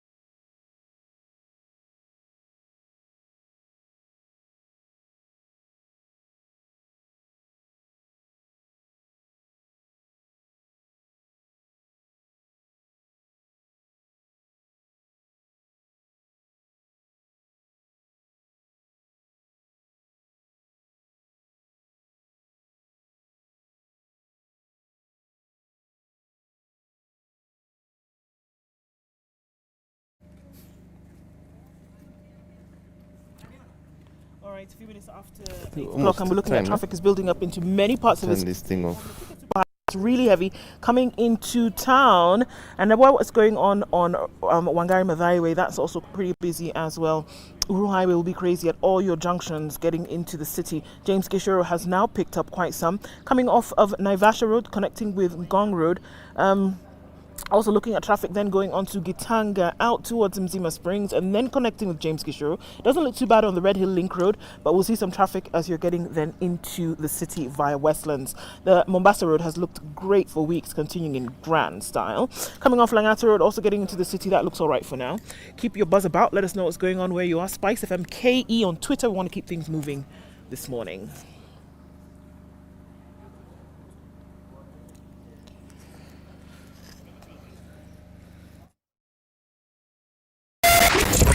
.9 Spice FM, Mombasa.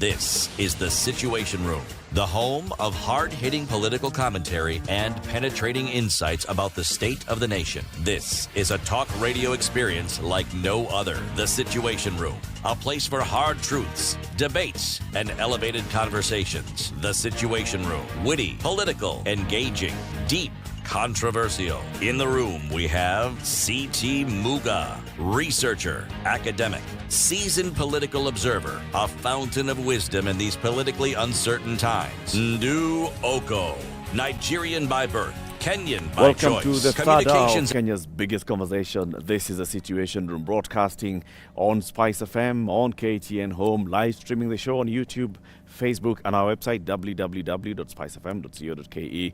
We normally broadcast from the Standard Group Center in Nairobi. Today, we are at the Crystal River Malls and Residence, which is in Mavoko constituency, which is in Machakos County. So we are out on location, and what you see behind us is the beautiful Crystal Rivers Residences. Okay, beautiful homes, and we're telling you about the 3-bedroom townhouses. There are 4-bedroom townhouses. There are 3-bedroom apartments, and there's a state-of-the-art mall. We'll be talking more about it, joined by 2 people who know more about the estate and the developer, and of course the development in this particular region. What you have around, where can you get a hospital nearby, where can you get a school nearby, where can you get water, where is the electricity coming from? All those questions will be asked and answered. City Muga has the day's proverb. Meanwhile, Waziri wa Methali. I do. We're still in the country of Niger, not pronounced Niger. Niger is the river in Nigeria, and Niger State is also the state in Nigeria. It's Niger, former French colony. When there are no trees left, birds will perch on people's heads. That's the proverb.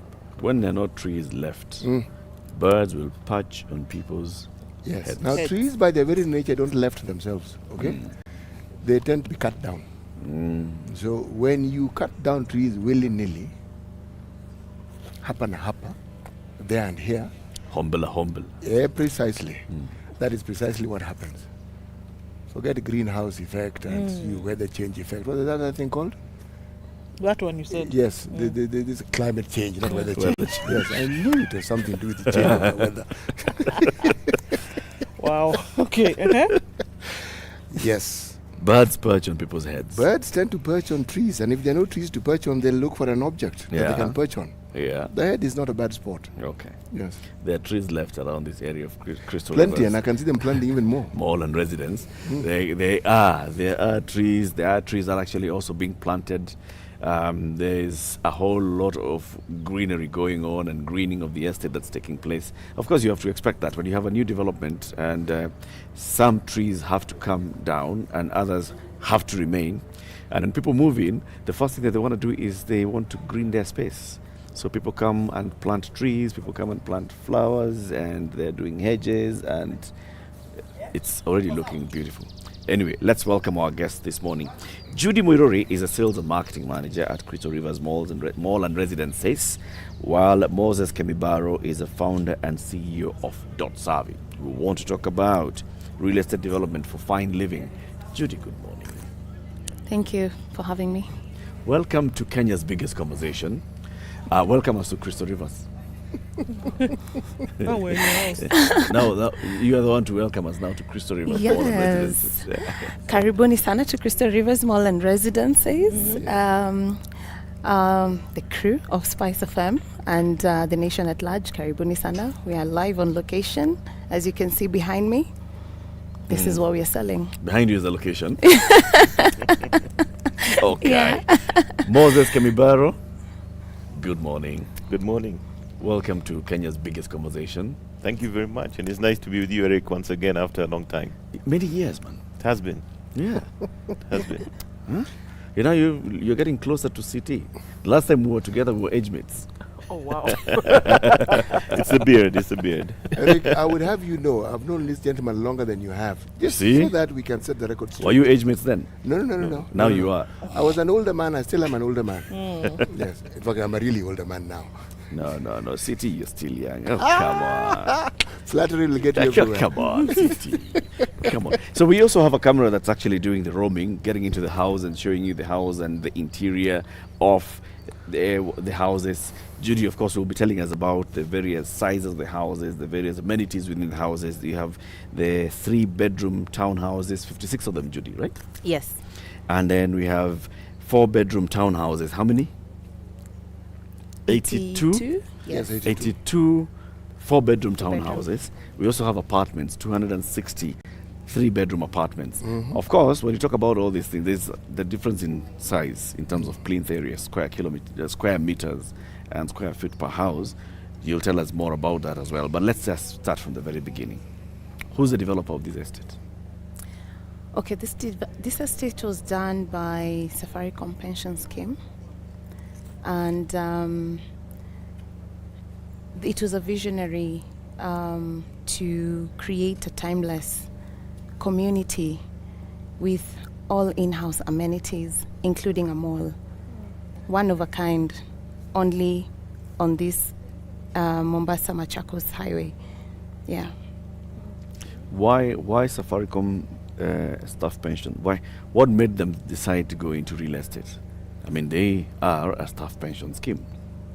Diversification, yes, so that apart from even their members enjoying such a wonderful product, the public can also get to have a piece of this wonderful real estate, a place they can live in and enjoy close to work.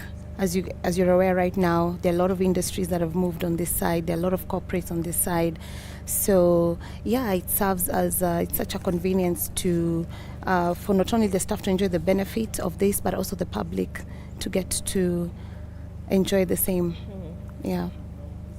Okay, so coming into this part of so obviously in Machakos County, but still a dormitory town of Nairobi. So just walk us through some of the things that are available, because obviously issues come in. Is there water? Is there sanitation system? All of this that have been perennial issues for others in the area. What can people be assured of coming into this space? Okay, we are actually selling the concept of the future of fine living. And by that, we mean that fine living doesn't really have to be expensive, or we want to, when we narrow down into the concept of future fine living, is because this community, and we just don't consider it as a residence but as a community, we are offering the state-of-the-art mall, which has a residents only access. We have a swimming pool, water, we have 2 boreholes and a council water, in-house kindergarten.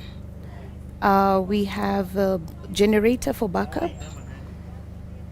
Our apartments, although 5 floors up, they have lifts. Yeah, and the security here is amazing. The property, the boundary, we have a boundary wall with an electric fencing, razor wire. So those are some of the things that one gets to enjoy that we are offering in this property, unlike many other. Yeah. Those obvious questions that people ask. So is it connected to a trunk sewer, or are you managing your own sewerage? Is there access to water? What's the source of the water? Is it municipal water? Is it borehole water? Or is it bowsers on a daily basis? Every day at 5 p.m. mkuja nje na mtungi tulete maji.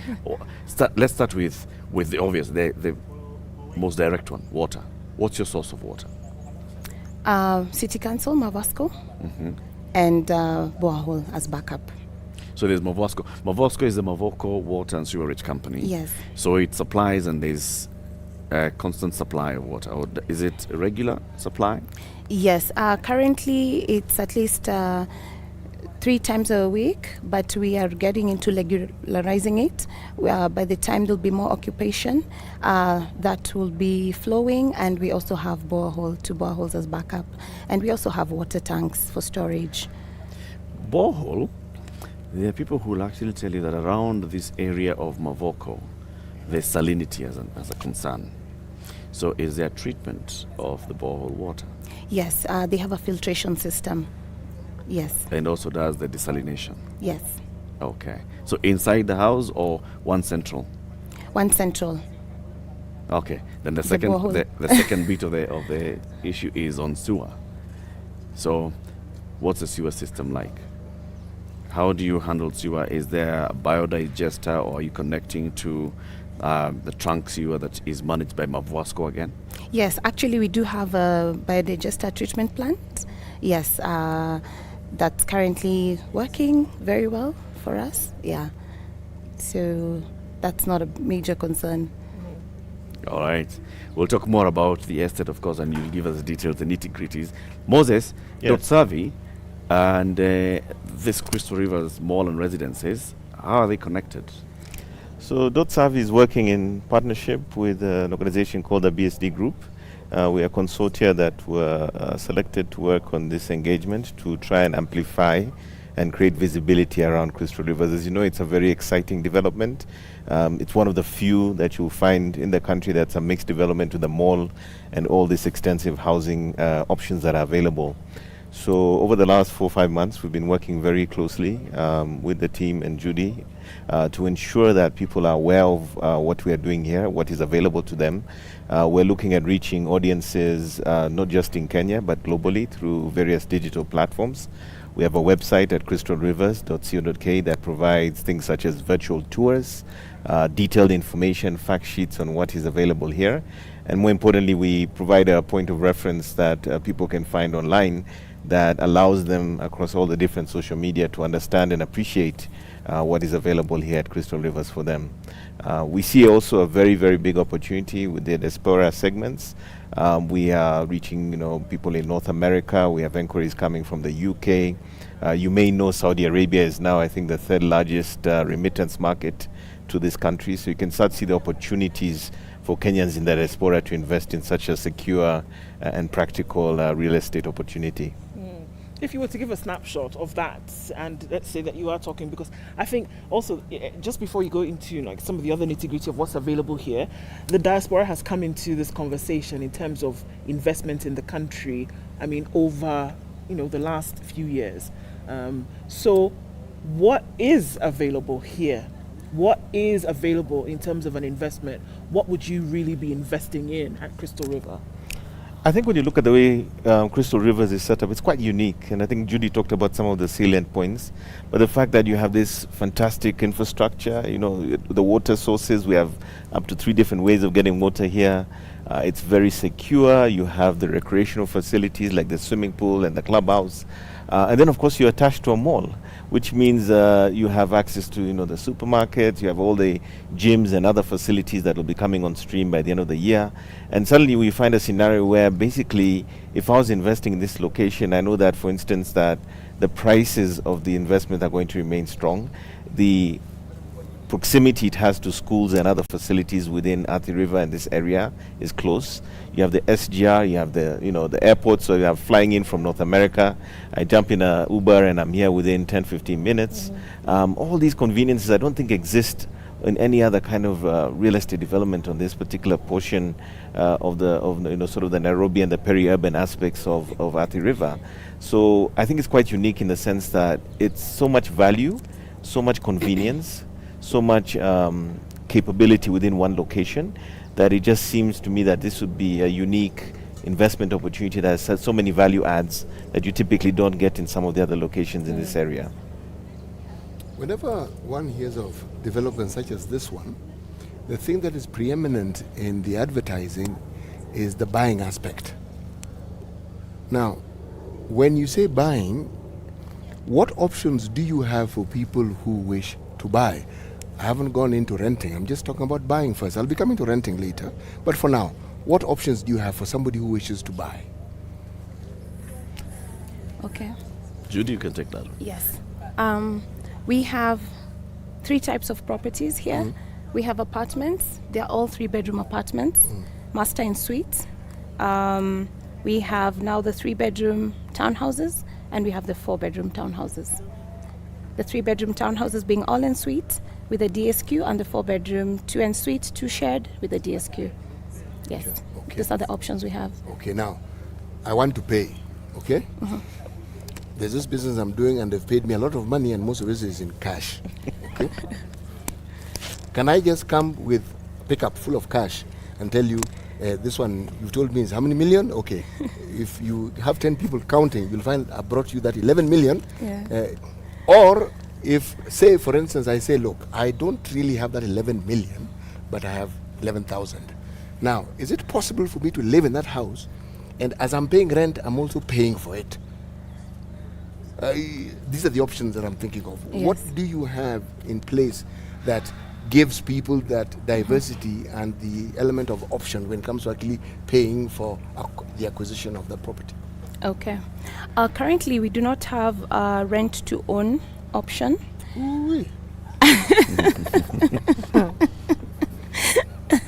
However, we do have, our prices are quite good. What we are offering in this area, plus what the property is coming with, the prices are spot on.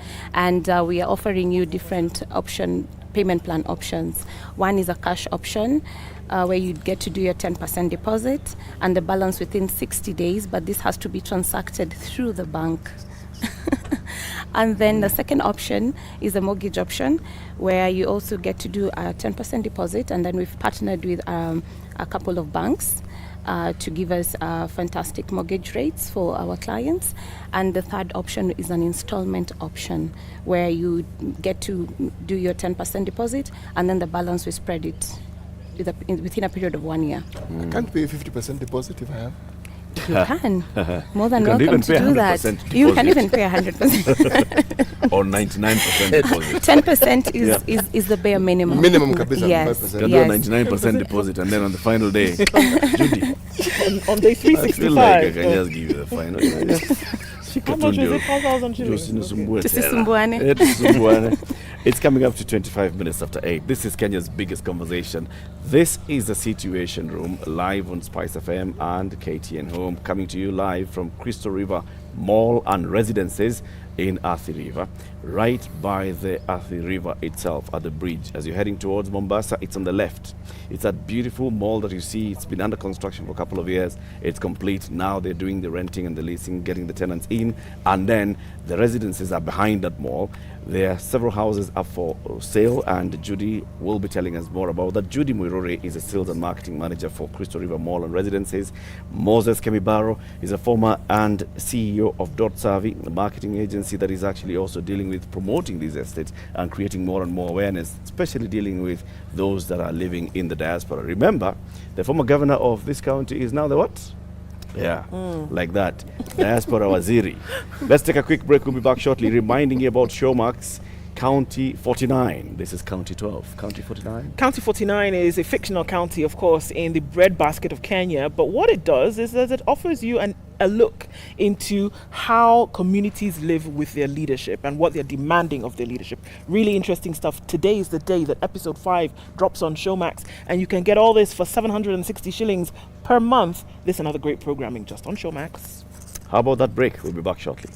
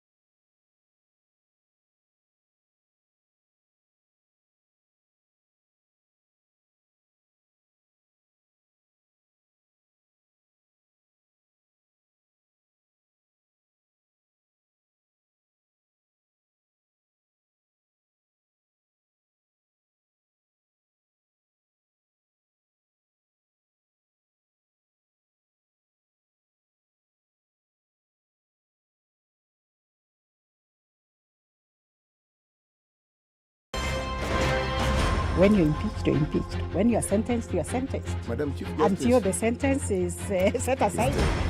Ukibeba vitu kwa roho utakufa. If you carry things in your heart, you will die. You've had the luxury of living for 50 years and you cannot still explain yourself. Surely. Oh my God. The reason for which you went to school and then gathered experience, that reason must be paid for. All right. Oh, okay. This level. Shape up or ship out. Levels don't change. No. Since I'm not shipping up. You know my business partner here. Shipping out. Are we talking about the sheep in the bathtub? Or Or the ship man. Emmanuel Talabu used to tell us a story of they were in school and they've been told to write composition about a ship. His classmate raises a hand. Teacher, are you talking about the ship? all right, looking at sunny conditions in Nairobi, we'll go to highs of 26 and lows of 14 today.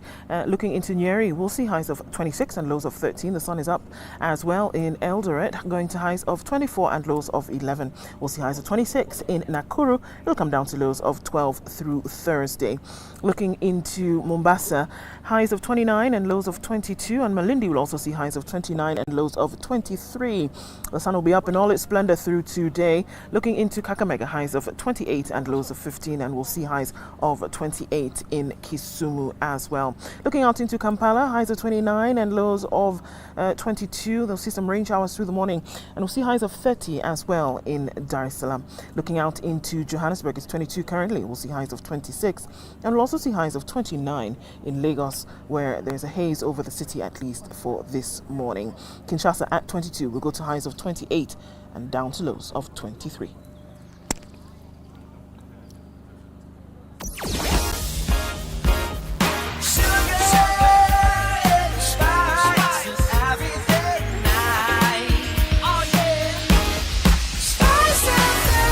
Spice up your life.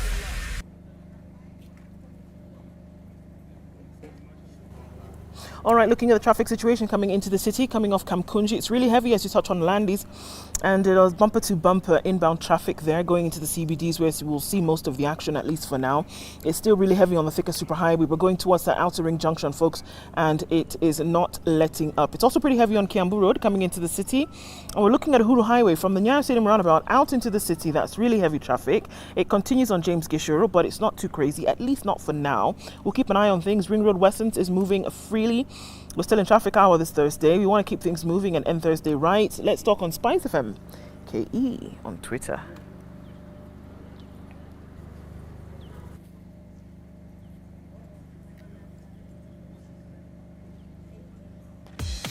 Welcome to Spice FM, the best exclusive radio station bringing you the best mix of the best music ever.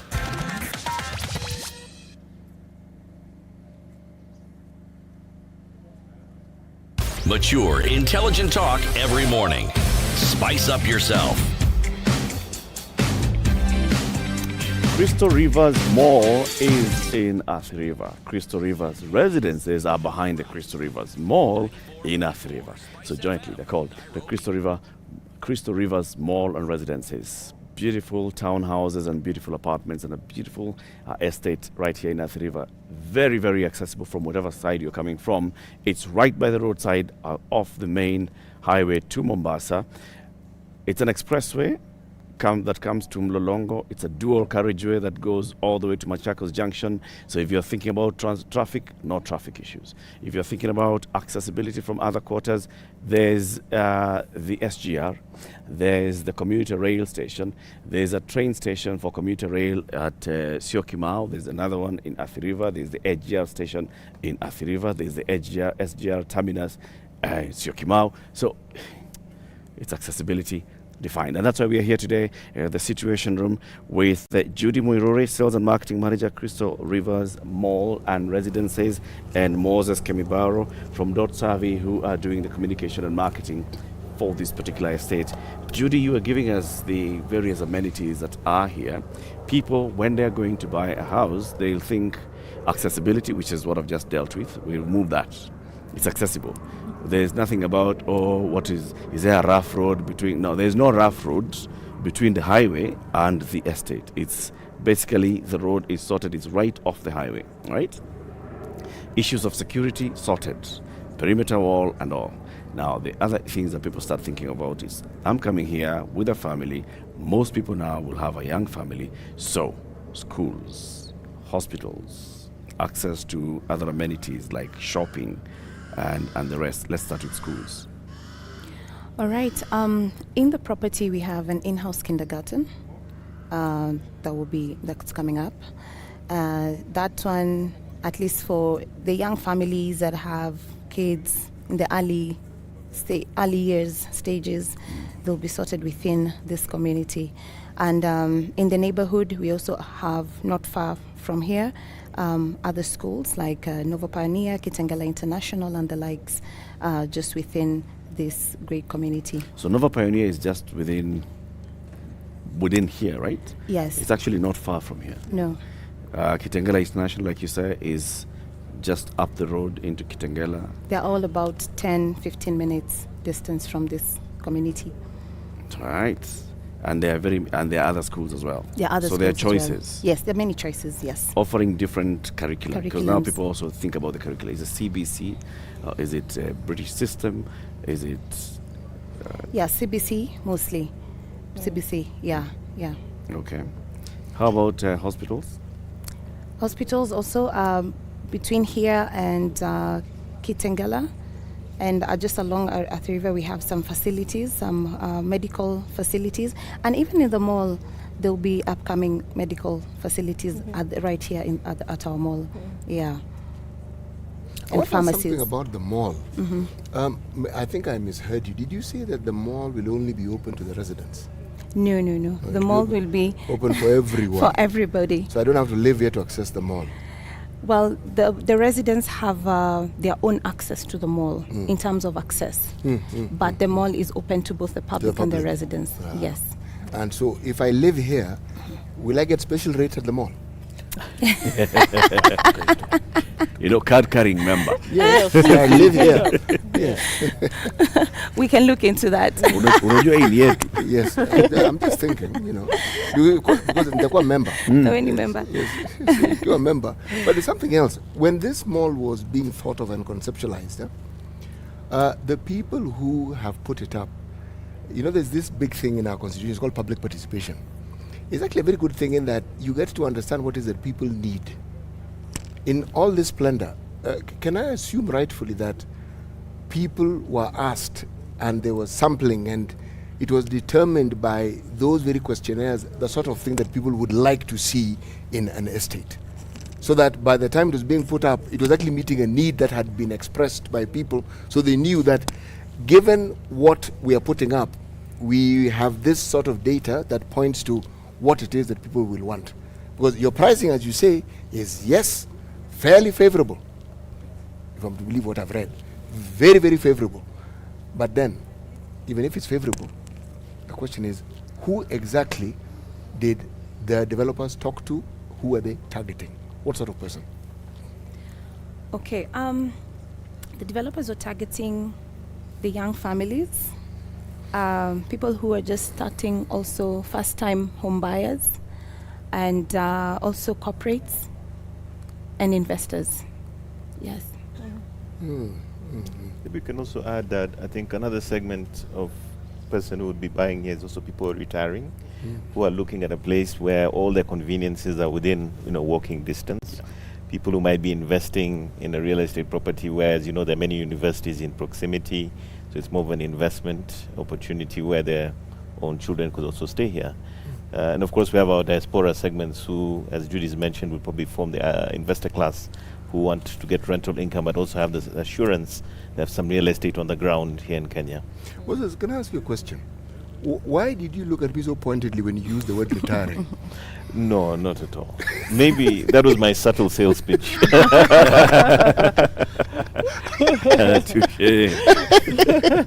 As you know, we go a long way back. So. No, we go a really long way back.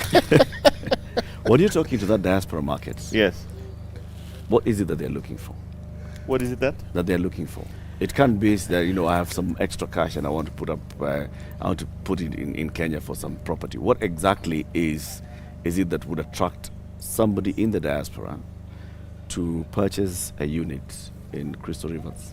I think we look at the diaspora segment, and like maybe many of us who are based here, obviously they're very exposed. They're people who are sophisticated. They've seen what an international market like the US and so forth do in real estate. And I think we all know some of the horror stories of diaspora sending money home, where a relative or a friend is supposedly building a house only for them to fly in and find that there's an empty patch of land. So I think one of the things that we're definitely selling here is peace of mind, right? The fact that, it's a credible organization, Safaricom staff pension scheme is, safe. The location, the style of building, I mean, when you look at this setup, it's quite unique. Everything is self-contained. It can be functional for them, so as they come in and out of the country, they know they're within proximity. And obviously down the road, when they're thinking about settling back in Kenya, make an investment like this now, what will this area look like in 2 to 5 to 10 years? This would be a good investment because it'll give them all the amenities, all the comforts, all the logistics that they need. They want to go to the city, they get on the expressway, they're there within 20 minutes. So I think for them, it's about the idea that, the concept of investing back home, and it's particularly in real estate, which is a big investment, you want to put it in the right place. So do that pitch, all right? We are people in the diaspora, and you're actually pitching for us to make an investment. Not that we're coming to live, not that we're buying so that our family can come and live here. It's as an investment. How do you sell it as an investment? I think we have to look at some of the elements of what's going on around this area. Athi River is, as you know, industrial, commercial, residential. The road infrastructure has been built. SGR is within proximity. Nairobi Expressway is just down the road. Within this area also you find recreational, educational facilities available. And people generally, I think, are trying to move away from the congested aspects of the city where there's so much real estate for sale, but you don't get the benefits of garden, you don't get the benefits of regular water, which, as you know, has become a problem in areas. Electricity that's reliable, a place that's secure and safe. You know, your kids can ride the bicycle without you fearing that something could happen to them. So I think when you look at it, for me, there's so many ticks in terms of all the value adds and the things that you're getting. Therefore, peace of mind. You know, they're getting something that is, in my opinion, heads and shoulders above some of the other real estate investments you might find in this area or other parts of the Nairobi area. Right. Are there people who ask you to project the growth in value in terms of percentage? So yeah, you're selling to me. I am living outside the country. I don't see myself moving back in the next couple of years, and I'm putting this as an investment, comparing with all the other options for investments that I have. So the thing is, what's the appreciation in value for this one if I compare with the others? What do you answer? I think if we just speculate here for a second and just think about all the conveniences and the value adds that have been put in this location, my view is that so many things have been considered, you know, so many things have been planned for, that in many ways, you know, you're talking about a brand new location, everything you need is available, but also, like Judy mentioned earlier, the water supply, the electricity, the access is easy. You know, all these value adds, I think, ultimately suggest that this is going to be a property that's going to be appreciating over time. And those who get in now and early will see the investment grow over time. Right. I don't know, Judy, you want to add something to that? Yes. Sorry. Just probably to add and say also it attracts good rental income for any investor. The apartments and the townhouses. Like for the apartments now, we are at 40 currently. The townhouses, the 3-bedroom, we're at 52.5 currently, and the 4-bedroom 58.5 currently. So those numbers are quite good for an investor at the moment, and it will keep going up. So I mean, of course, the big question is then, what's the price tag? I mean, on these, the 3-bedroom townhouses, the 4-bedroom townhouses, the apartments. So then what would somebody have to own one of these? Okay, the 3-bedroom apartments are going for 6.5. The 3-bedroom townhouses are going for 11 million, and the 4, 12 million. Yes. For one to be able to own one of these, you have to have at least a deposit of 10%, and then the rest of the balance you either talk to your financier or your pension, your company, however source of how you're planning to finance the house. But at least you as a person, first you have to have your 10% deposit, and then now your finance can take us through on the rest. the stages, all right? So I'm interested in a unit here. Yes. I come and I find unit number E02. I hope it hasn't been bought. The owner shouldn't think that I've identified the house. So unit number E02, Yes. all right? And I want to purchase this. What is this? Is this This is a 4-bedroom. This is a 4-bedroom townhouse. Yes. 2 en suite. 2 en suite. Okay. With the DSQ. With the DSQ. Yes. So this particular unit, how much is it going for? 12 million. Eric comes here, he says, I like this house, it's going for 12 million shillings. Let's start. Take me through that journey up to the moment when I move into the house. What's the first thing that I do? Is there anything like, a commitment fee, like for 5,000 shillings? Niwekee nyumba wacha niende town, wacha niende even come. Or must I come with 1.2 million shillings for us to start a conversation? Yes, once you've booked your unit, the next thing is we issue you with a letter of offer. For that letter of offer has to be executed within 14 days through the 10% deposit. Okay. Yes. So I have 14 days to put in the 1.2 million. Yes. Okay. Past that, the unit might fall back on the market for another buyer. So that is the period you're given to make a commitment towards that unit. Once that's done, then the sale process, the next stage comes in for the sale agreement. So depending with your financier, that's what I mentioned earlier, if it's a cash buy, you have 60 days to complete that transaction. And if it's through a mortgage, your bank or your pension, you have 90 days. It takes 90 days to complete that transaction and the sale agreement executed. Okay. Yeah. And that is between me and the bank and my financier, signing of the charge and all.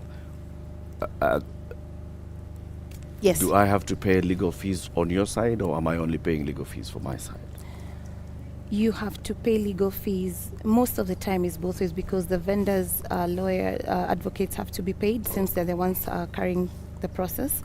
And also, of course, also most buyers want to also use their lawyers to do background checks and all that. So you end up paying 2 lawyers. Okay. I mean, I have to ask this. So you are saying that this amount you're speaking of doesn't include all these other costs? Yes, we have something called closing costs, which includes the lawyer's fees, the stamp duty, etc. That is not inclusive of the buying cost. So if I want this all in one, this self-contained thing that you speak of, yes, how much would that be? We'll be looking at a figure of around 7.2, let's say, for the apartments. So the 6 million shilling apartment would now be 7.2. Okay. Yeah. Because of the others, because of the stamp duty, extras, particularly. Yes, the extras. Yes, because of all these other things. Yes. Okay. At the end of this whole process, what do I get? Do I get a title deed?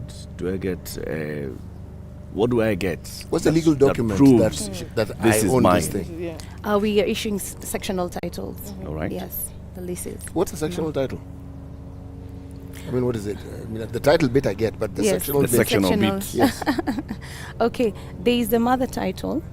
And because of all these units that have been created, sectional leases or titles come out from the mother title for each and every owner, created from the mother title for each and every owner. So that's what we call sectional. Okay. Who manages this property? I mean, obviously there's some people who've already taken up some units. Where does the management of the property lie? Things like, a service charge, making sure that the grounds are, kept neat, and, who handles that? Is it the same developers who've hired a company, or what happens thereafter? Yes, currently the management company is under the developer. As we continue to sell, they're the ones in charge of taking care of the property and managing the service charge. But once we've sold out and we leave, the residents have the right to come together, form an in-house committee, and manage the property themselves. So currently, people are paying service charge to the developer. The management company, yes, under the developer. Is it a company established aside from the developer? Yes, it's an independent. So can residents take up ownership of that company? Yes, at any point? If they're happy. Can residents come up together and say, you know what, guys, we want to determine our own future. So yes, we have been paying service charge. The developer is still here. Yes, the developer is still doing what, but we are paying service charge for the services that we are enjoying. Can we come together and say we want 80% ownership of this management company right now, so we start running our own affairs? Yes, should they wish to retain the current management because they're doing a good job, they can do that. Should they wish to change, the power is in their hands. Yeah. Okay. We're asking that is because we've even seen a big high-profile case about a development company and a management company where they've taken each other to court, with people saying we own the management company, so we own the common areas, and so you shall have to pay according to what we determine is how much you pay to access a swimming pool. And yet I believe that I bought, so I have access to the swimming pool. Where do you draw the lines between the management company and the common areas, the common facilities and amenities, and an individual owner with a sectional title for EO2, Eric Latif? Okay. The management company's role basically is to manage the common areas of a property. Anything to do with the inside of your property, that's on you. But the exterior of the property, managing the swimming pool, managing the amenities within the property. That is the responsibility of the management company. That's what they're tasked to do. Yeah, security, garbage collection, maybe servicing of the lifts to make sure that they're working, all that. Lights, CCTV cameras. Provision of water. Provision of water, exactly. Anything to do with the amenities and the exterior of the property is under the... You mentioned some things which are part of this property, the kindergarten, the mall. So taking into consideration the playground, right? The playground, yeah. All of that, to whom does that belong? Because then, when all the units are sold, you mentioned that the developer will then evacuate. So under whose ownership do those facilities fall thereafter? They belong to the residents, the community. So then they would own the school, they would own the mall? No, okay, in terms of usage. Okay, the mall... The mall is separate, I can imagine. For 12 million shillings, I own a mall. All of us own a mall together, why not? Yes. The mall belongs to the developer, definitely, but the shops will be rented out to... and the residents will get to enjoy the facilities the mall comes with. But the building is owned by the developer. The kindergarten as well would be rented out to a particular, somebody who's in that, to a supplier, to a certain supplier, yes. But then the people of the community will get to enjoy that as a facility. Something I want to ask, the kindergarten, what's the capacity? How many students can it take? The reason why I ask the question is, if you have 389 units? 98. Why did I make it 98? It's 89. I flip-flopped. Yes. I flip-flopped it. And if I take the view that they are, say, each family will have, say, 4 people in it, it comes 1,529, I think. Something like 92. What are you doing with numbers? It's 92. So long as they feature, the order is up to you to sort out. See, I got the 2 and the 9. Yes. Now flip it if you wish. Anyway, now, then you have a swimming pool. The question I'm asking is, how adequate will these facilities be? Then you have a clubhouse for this number of people. If people are going in and out and using it, it makes sense. But what about a Saturday or a Sunday when everybody's in and everybody wants to use it? Will the facilities be adequate? That's a good question. First of all, how many swimming pools are there? Currently we have one, but we have green spaces to provision for other. Okay, fine. Should need a rise. Yes, the spaces I would are imagine, there. even for a kindergarten, let's say 398 homes, how many of those homes have toddlers who need to go to playgroup?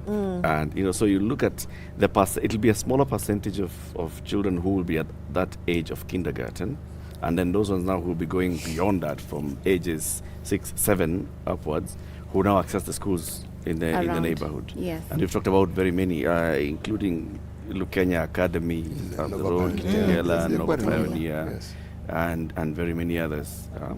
Diamond is also somewhere around. Yes. There are many universities as well are here. The Daystar is just down the road. It is. So when they clear high school, they go to Daystar, and they can be coming here if you want them to come here.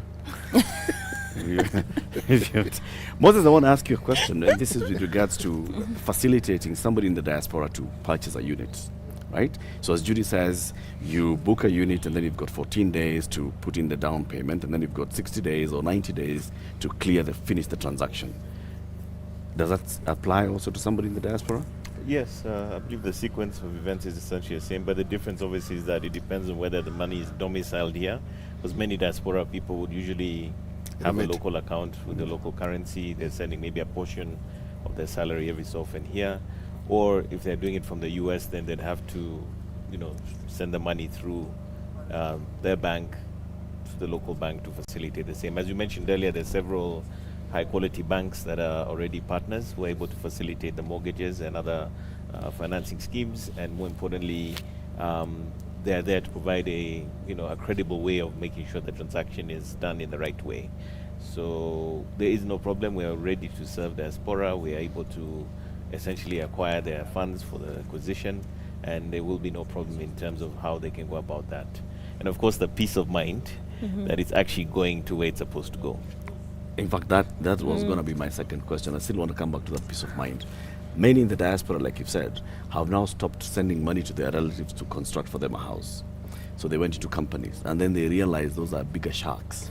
Companies where you have sent money and they sent you this beautiful, lovely brochure and told you, we have these houses coming up, and the next thing, nothing.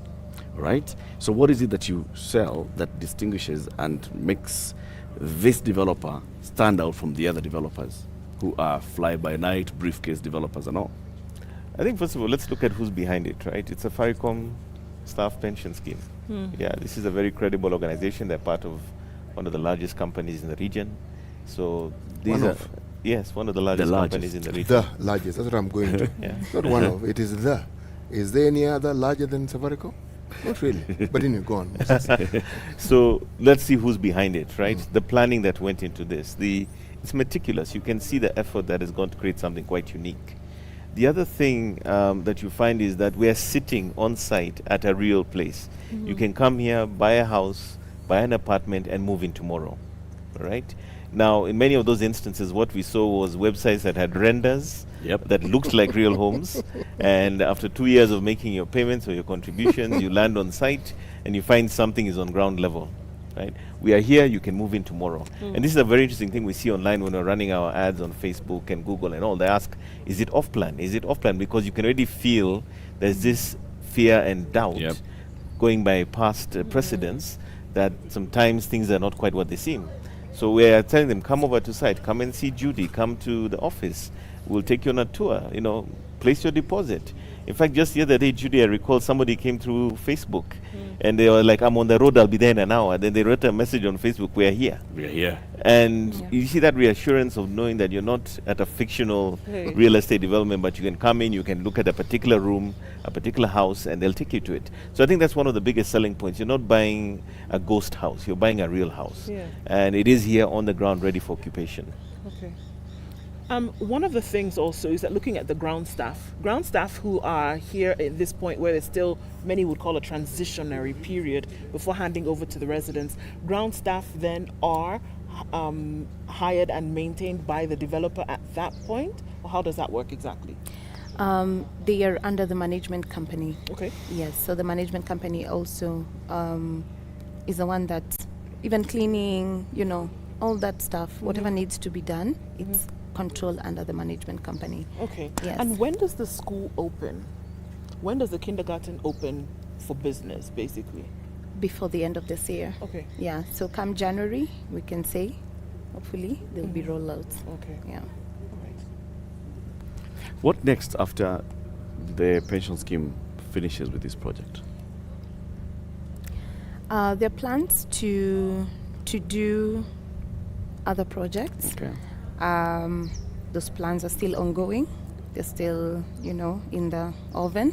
So I can't speak much about that now, but in due time, we'll be able to talk about that and when the time is right. I ask that because with the development of this project, they've already established some credibility, right? And there are people now who would not be asking what's the kind of questions, is it off plan? There are actually people who would be saying, all right, who is it? Safaricom staff pension? Okay, I already know. I have a unit, or my brother or friend bought a unit and I know that they are dependable. I can now start putting in a down payment in the next project if it's already been announced. So I think the moment they do that, you'll have an easier time. Yes. Because it's here. It's something that you can see. We can all see. There's a project that's on ground. There's a project that's already complete. There are houses that are here. They are complete. We are talking about how many units are now up for sale, how many have been bought, and how many are up for sale. Okay. We are total 65% sold. The townhouses, the 3 bedrooms, we are almost sold out on that. We just have very few left. On the apartment side, we have quite a number that we are really trying to push now, but overall 65% sold. That's a good number. Over what period of time? Okay, let me ask a different question.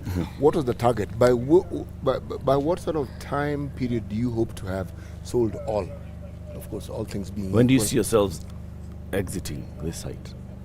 He's always asking the controversial questions, isn't he? Okay, we're looking at least next year.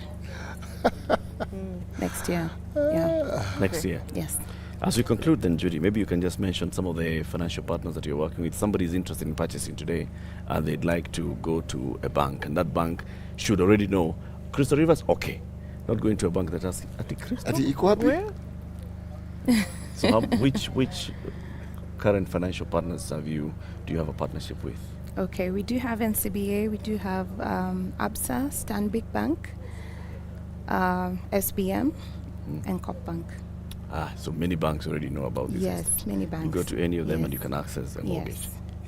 Thank you very much. Judy Muiruri is a sales and marketing manager at Crystal Rivers Mall and Residences. Moses Kemibaro, founder and CEO of .Savvy. .Savvy is providing. Can I say one last thing? One last thing. One last thing. You know, like Steve Jobs used to say, one last thing.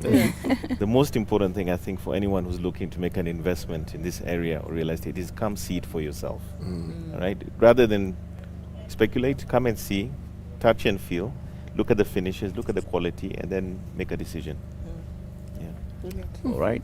Thank you, Moses. Thank you very much. We are still here. We're still conducting the rest of the show right from location. We are at Crystal Rivers Mall and Residences, right off the Mombasa Highway at the bridge. At the River Bridge. We've been here since 6 a.m. We'll still be here. This is Kenya's biggest conversation, the Situation Room, live on SpiceFM, on KTN, and online.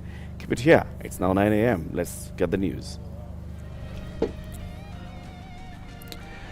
Good morning, this is Newswire. I'm Dennis Aseto.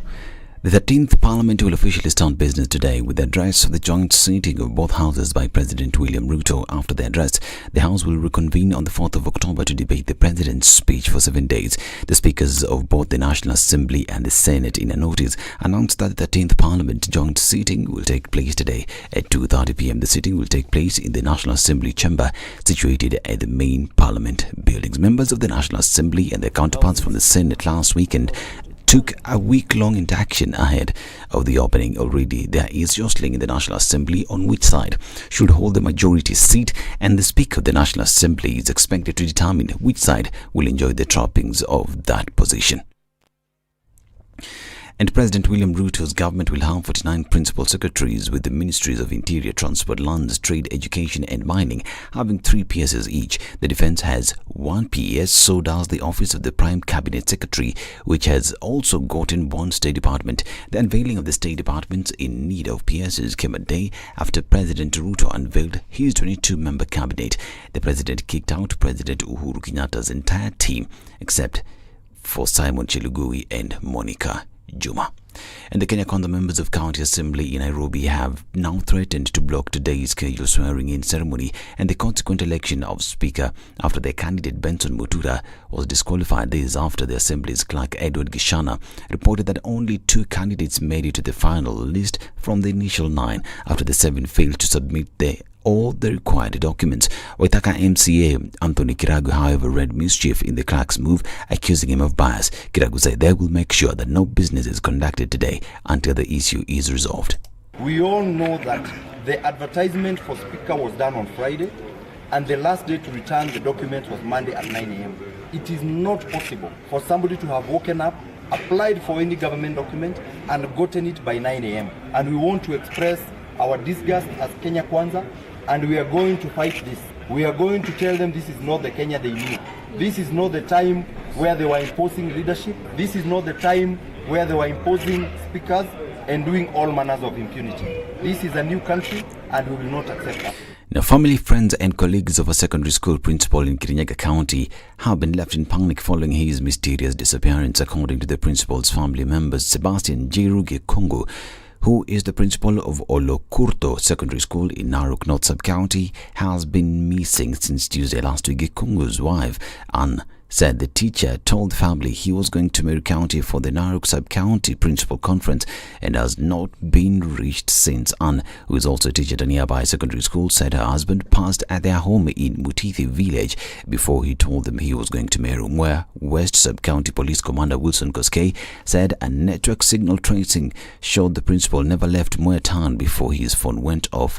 Last Wednesday, the police boss said detectives have launched investigations and the matter has been reported to police in Narok, Meru, and Kirinyaga counties.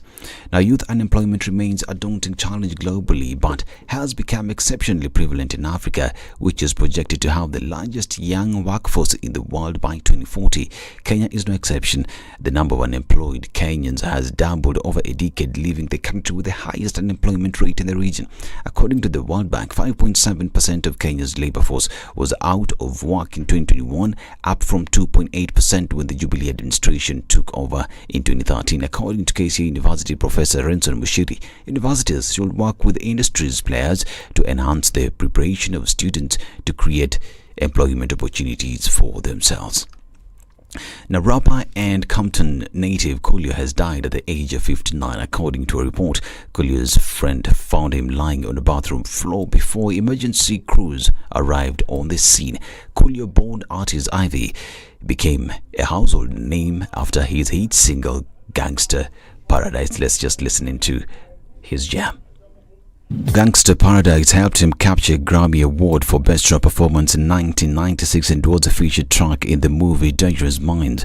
Coolio was also known for his love for cooking. On air, he was the face of reality show Cooking with Coolio and made appearances for Celebrity Cook Off and Celebrity Chopped Off. We wish the family and friends peace. I'm Dennis Aceto. Good morning.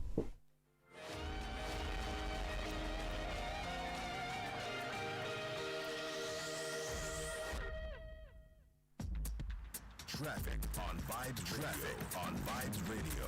As I walk through the valley of the shadow of death, I take a look at my life and realize there's nothing left. Bro, look on the jungle lyrics. Remember the right ones. As I walk through the valley of the shadow of death, I take a look at my life and realize there's nothing left. Okay, just checking. Man, 6 minutes past 9. Relax your nyash. 6 minutes past 9 a.m. You're on Morning Vibes. You're hanging out with Kwambooks and Kev. Yo. Welcome to the bad side.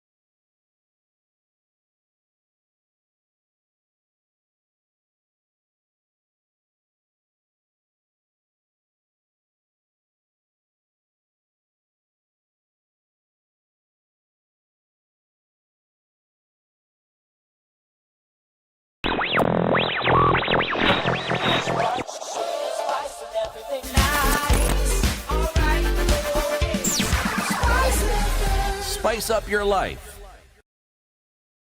The following takes place from 6 a.m. to 10 a.m. every weekday on SpiceFM. If I'm found guilty, there is no problem. I'm willing to serve. I have no problem. Jails are meant for human beings. They say a society gets the leadership it deserves. If you have a corrupt, crooked and rotten society like we have in Kenya, then of course they will get that kind of a leadership. I think the president should dissolve parliament. That's the best solution at this moment in time. Dissolve parliament. All of you go home. Yes, we all go home. How are we encouraging other people who might have new and creative ideas? Young people who are making money without any government help. They are just buying their own bundles, they are going on TikTok and making money. KRA is coming after them. I've been in parliament for 15 years. We have been unable to pass the gender law. And yet no presidential candidate is talking about it now. Because we are fake. The truth is, all the men refuse to vote for that law. What did Sonko do to Pumwani maternity hospital? Yeah, he with cleaned his it up. own money. Cleaned it with his own money. That was him as an individual. Yeah. And I did not say he was cleaning his own money. I was saying he was cleaning. He cleaned it. Foot, mouth. Foot, mouth. Eric. Okay. The Situation Room, Kenya's biggest conversation.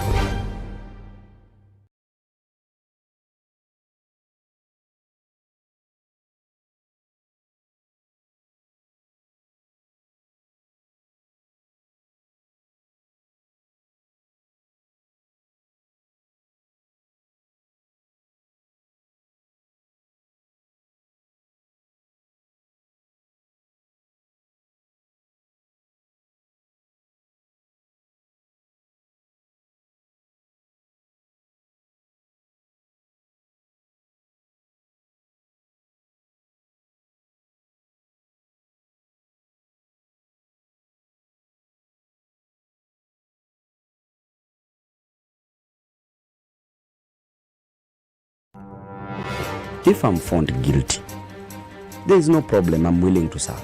I have no problem. Jails are meant for human beings. They say a society gets the leadership it deserves.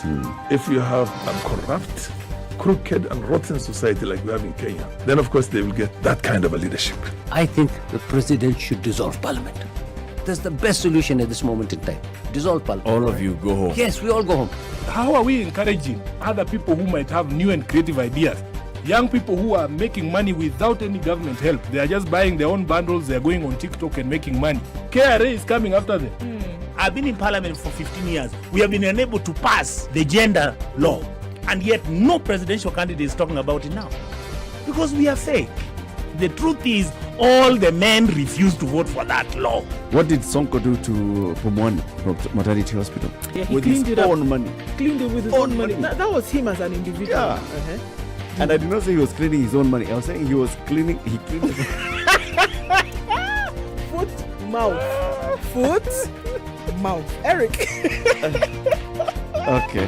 The Situation Room, Kenya's biggest. And you're going to get into the CBD via way of the Pangani underpass, where that is looking much better this morning. A few minutes after 9 o'clock means that traffic is coming to slow, coming out of Westlands. We had that James Gisheru issue earlier, and that seems to be opening up the thicker superhighway as well. Kiambu Road, a little bit of bumper-to-bumper traffic as you're getting out towards Muthaiga Square. Let's look on the other side of the city, where Outer Ring had a little bit of traffic going out from the back way towards the thicker superhighway.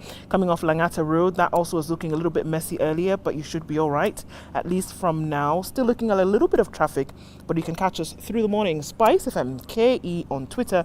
Keep things moving this Thursday.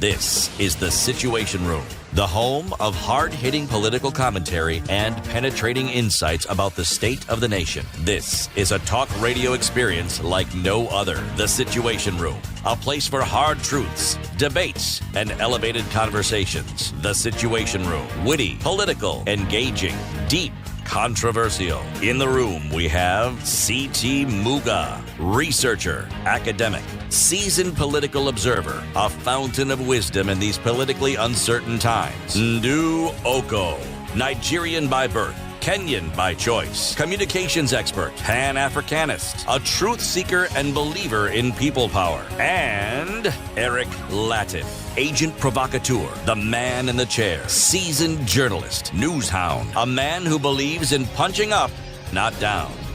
This is the Situation Room. Good morning to the you. only It's way to up start to the final hour of the Situation Room this morning, Kenya's biggest conversation. It's Thursday, the 29th day of September 2022, live from Crystal River's Mall and Residences in Athi River. We've been here since 6 a.m.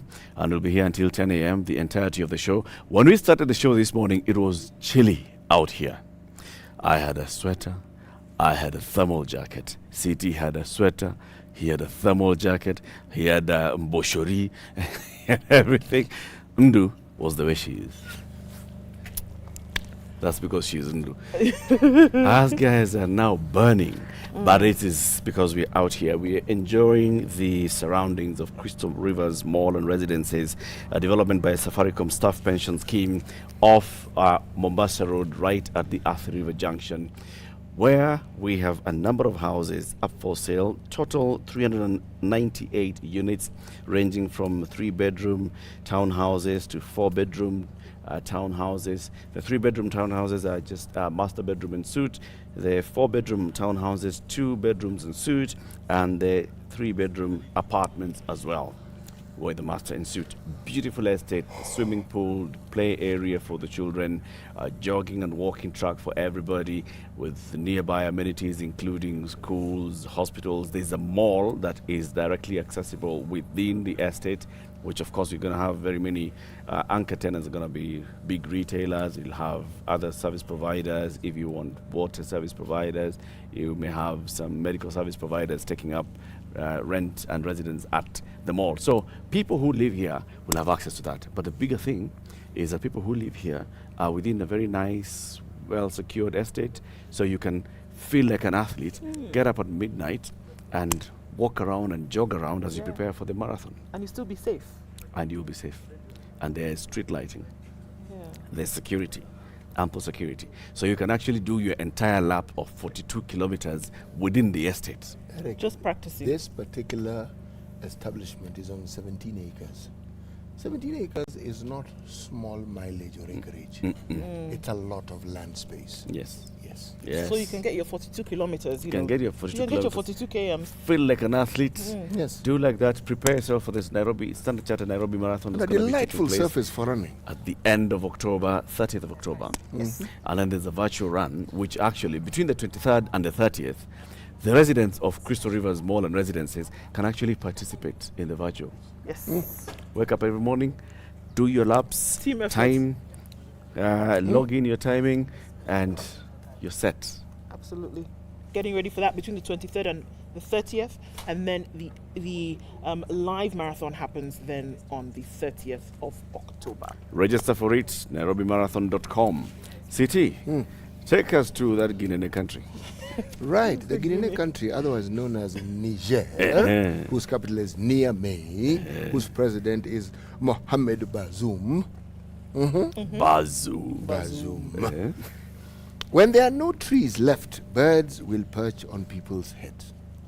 When there are no trees left, yes, birds will perch on people's heads. Yes, left, meaning there were trees, but because of our activity, often ill-advised activity, we have decimated the trees, and so they are no longer viable, and they are no longer visible, and they are no longer there. They are no longer. Yes, we have we have left them. So what will the birds do? Because that was their domicile. That's where they lived. That's where they perched. Yeah. They will look for new residences. And not only perching, they'll start nesting on your head. Exactly. Yes. They will find, I was going to say, they will find a place to live. They will. They start nesting, and you can imagine a weaver bird just all over, coming with pieces of grass and weaving. You come in to work with the and your ear is actually a very good place, because they can, inside there. Get in. Listen, we are talking about, and in fact, somebody from Kenani told us this morning, welcome to Nairobi's bedroom. This is exactly what we call it. It's part of the larger Nairobi metropolis. Yes, it is. Machakos County. Mavoko being the constituency that is closest in Machakos to Nairobi, it then becomes the one. So Mavoko constituency starts from all the way from the Machakos Junction into Athi River Green Park Estate, into Athi River, into Kinanie, into Syokimau, of course Mlolongo is in it.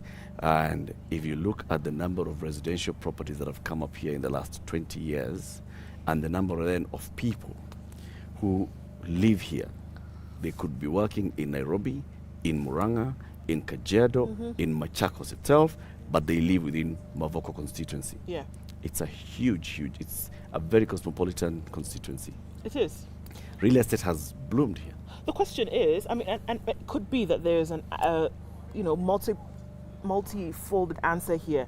Is that, okay, so what has been that there has been a commercial interest in trying to get, people want to put up housing because they've seen that this is actually quite viable? Or are we actually seeing the mushrooming of populations moving out of your normal Nairobi ingested area? Or are we seeing that people want to suit the needs of saying, okay, let's develop other parts moving outside of Nairobi? And I think that this is, many things that we see happening at once. That people are moving out, people are looking for maybe more affordable places to live and bring up young families, but at the same time we're seeing that other parts of the country become developed. Because 10 years ago, this is bush. Just 10 short years ago, most of these areas that people are inhabiting today, these bedroom towns of Nairobi did not exist. It was tall grass and rock, and there was nothing there. Yeah. So you see many things happening as a result of that. I think it's fantastic, because then what happens is that other parts of the country start to become more and more developed. You have an opportunity to live and see and really, bring about other parts of the country.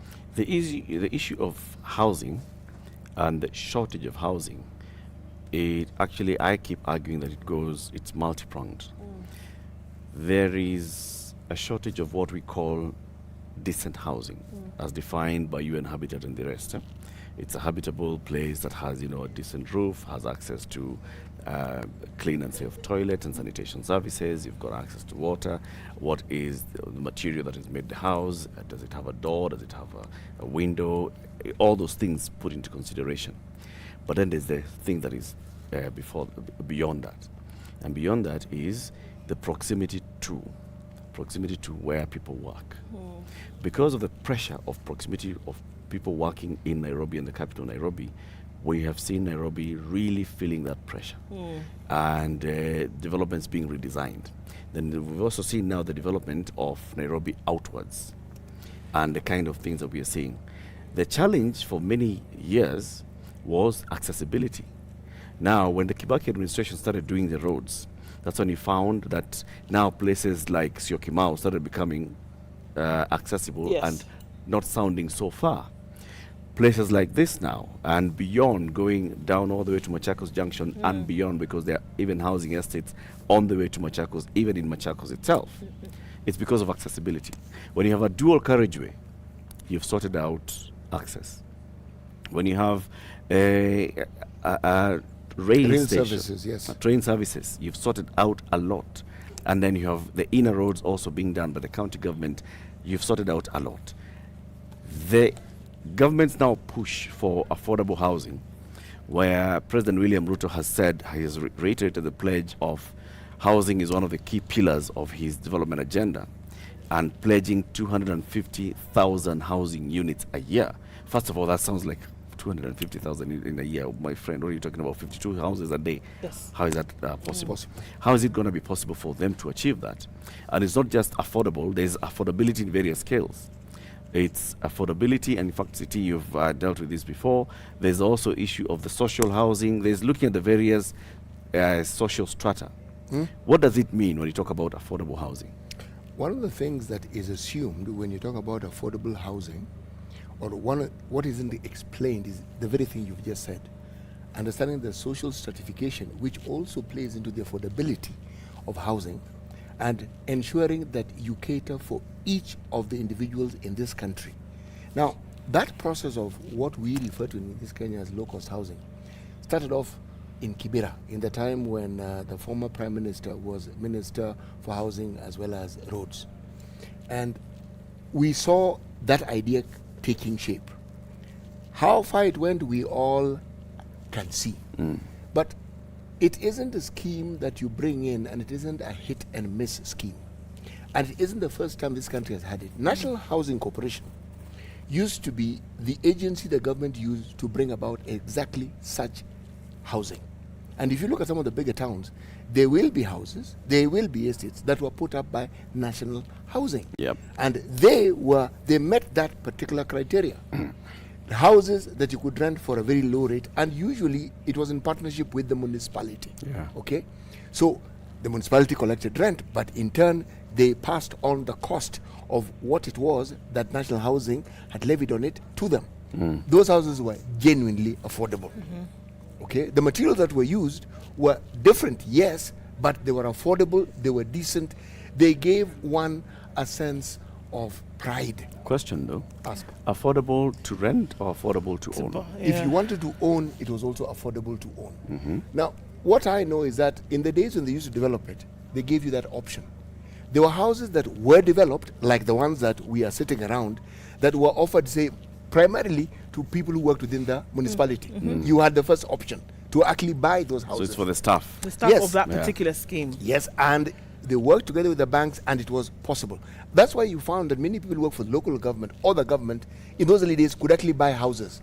Whatever they were earning enabled them to actually purchase those houses at whatever cadre.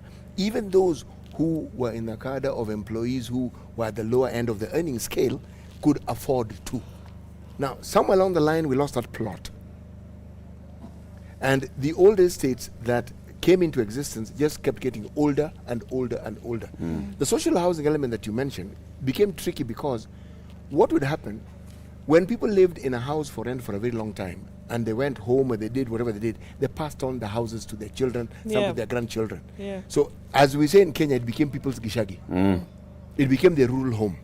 So when you now want to redevelop it, the social housing element has to come in that when you have a partner, so it's a PPP, you want to ensure that those who lived in those houses have the advantage of ensuring that they have first options in getting a house at a rate they can afford. Now, again, the affordability becomes tricky when it's private-public partnership because usually you have a loan attached to it. So how do you afford it?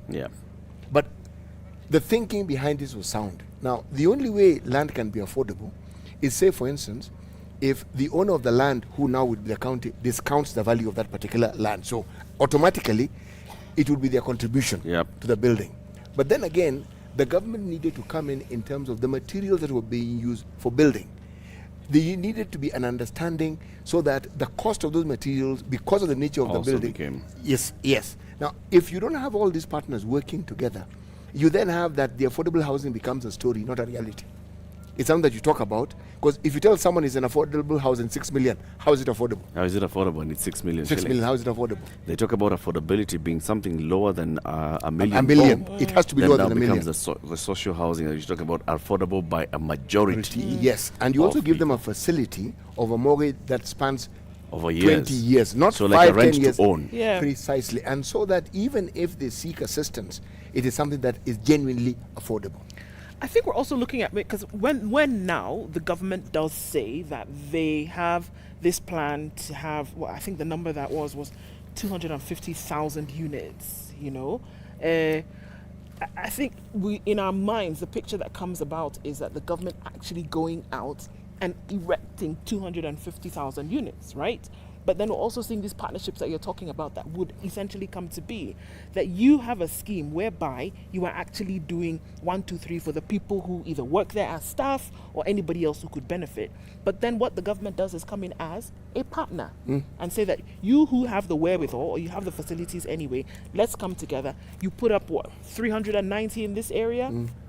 For example, that's what happens here. You go to another area and then with government subsidy, government support, you're able to put up another. And all of those add now to this large number that we're talking about. However, it has to be a dedicated effort. It has to be that, in as much as there's a commercial value that a private developer, for example, would want to seek or gain from something like that, that it has to be so much so that everybody benefits. The government is able to deliver on its promise. You have more people who are getting into affordable housing, and at the same time, it's of commercial sense to a private developer who's going to come in and get into the business.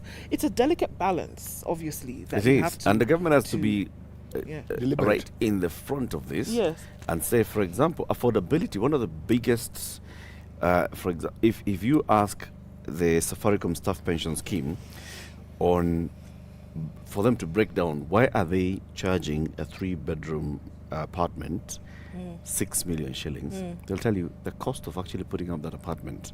So they'll start with the cost of land. They'll start with the other costs that are associated with it, the cost of the building materials and all those. So if the government takes care of that and reduces that cost by a huge margin, the government is the largest landowner still in this country, then we're moving somewhere. Until that is addressed. Until that is addressed also in terms of how do you incentivize developers so they're able to put up development, even if they're going to buy a house. Okay, so if you say that I'm putting up houses and this is going to be my entry level price, then you qualify for this kind of rebates. Exactly. If you're going to, the people who are going to come and purchase these houses, then they also qualify for this kind of rebates. If you're talking about stamp duty, then stamp duty is removed. If we're talking about 1 million shillings plus on stamp duty for just purchasing a house here, can you imagine if the government just decided, all right, so to promote this development, let's look at stamp duty. Let's look at everything else. Stamp duty at the point of purchasing land. It's a lot that has to be done. Let's continue talking about that after this break. 29 minutes after 9. This is Kenya's biggest conversation, The Situation Room, broadcasting to you from Mavoko constituency, Athi River, Machakos County. Crystal Rivers Mall and Residences, a development by the Safaricom Staff Pension Scheme. Several 3-4 bedroom houses available. There are townhouses and apartments. Come here and you'll be able to see them and you can purchase. Affordable prices, mortgage available from various companies, various banks that are working in partnership with the developer Safaricom Staff Pension Scheme. Beautiful place. Also the amenities around. Schools are very many. We said Nova Pioneer is nearby. Kitengela International is nearby. We have Kenya Academy is nearby. We've got many other schools that are also nearby, and you can take your children there to any of them. Schools have just reopened. Naivas is very good with partnering with people when they're taking their children back to school and understanding the pain. And understanding the Shujaz who are parents and the Shujaz who are learners who are going back to school. So there's a Naivas back to school Mashujaa back to school offer, which is being rolled out by Naivas. You go to Naivas and you get some very good discounts on back to school goodies. If you listen to Edward Kwach this afternoon between 3 and 7 p.m., you'll get more details. Let's take that break. Take a look at the traffic and weather. We'll be back shortly. This is the Situation Room, the only way to start your day.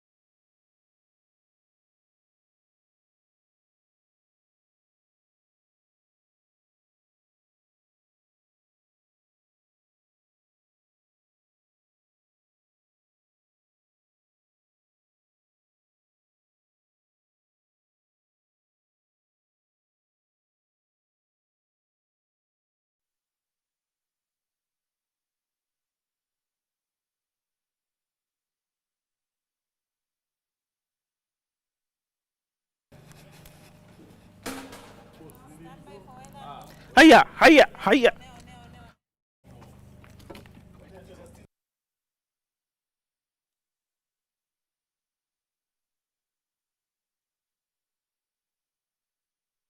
Looking at traffic or other weather in different parts of Nairobi. We'll see highs of 24 in Nairobi today. Sunny conditions through the morning. Looking into Nakuru, highs of 26 and lows of 17. Eldoret this morning, highs of 24 and lows of 11. And Nyeri County, we'll see highs of 26 and lows of 13 today. In Kakamega, we'll see highs of 28 and lows of 16. And then looking into Malindi, highs of 23 and highs of 29 and lows of 23. Kisumu will see highs of 30 today and lows of 17, while Mombasa will see highs of 30 and lows of 22. Looking out into Kampala, we'll go to highs of 28. Dar es Salaam will see highs of 30, and looking into Johannesburg, highs will be 26, while Lagos will see highs of 28. It's a rainy morning today. Kinshasa, highs of 29 and lows of 22.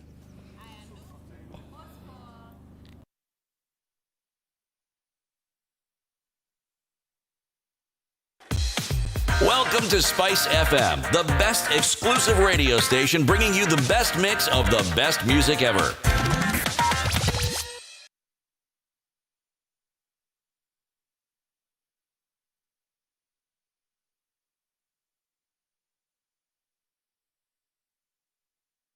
All right, traffic situation looking a lot better in most of Nairobi streets today. Coming off Kiambu Road is where we'll still see some bumper-to-bumper action getting towards that roundabout, or rather towards Muthaiga Square. Whatever's going on in Gigiri still for some time coming, because Limuru Road is quite packed as we're trying to get in and out of the city, actually. It's much better off the Thika Superhighway. We're looking at traffic coming out of Westlands, and that's not too much of an issue, at least not for now. We're getting out from Gong Road into the city. That looks all right. A little bit here and there. Coming off of Uhuru Highway into the city and out towards Westlands. Talk to us through the morning. SpiceFM KE on Twitter. Keep things moving.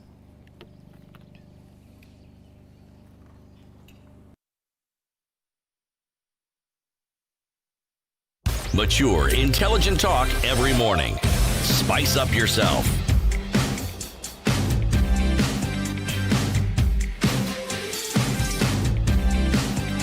Mornings done right. 94.4 Spice FM, Nairobi.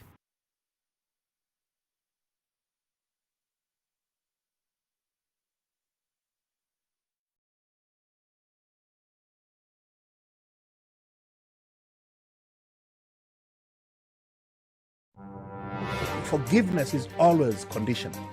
Even before God, there's nothing like unconditional forgiveness. Government doesn't pay you pension until you retire. In fact, they have no money for you. The day you retire, they look for it. This country is punishing many young people. These young people are more susceptible to be deceived, to be taken advantage of, and they're more susceptible to be bought off. Let us also talk about where we want our country to go. You know, we are a population of very young people. We're in a state of capture. The judiciary is under duress. Parliament is in the pocket of the executive. You don't sit and wait for the regime to topple itself. It will never do so. By the way, let me tell you, these guys are so persuasive. I'm telling you, they can persuade you to sell your grandmother. I'm telling you, they can sell sand in the desert. Ceci, has anybody on this program said to you as a guest, say, oh, shut up, we don't want to be told what to do? Mature, intelligent talk every morning. Spice up yourself.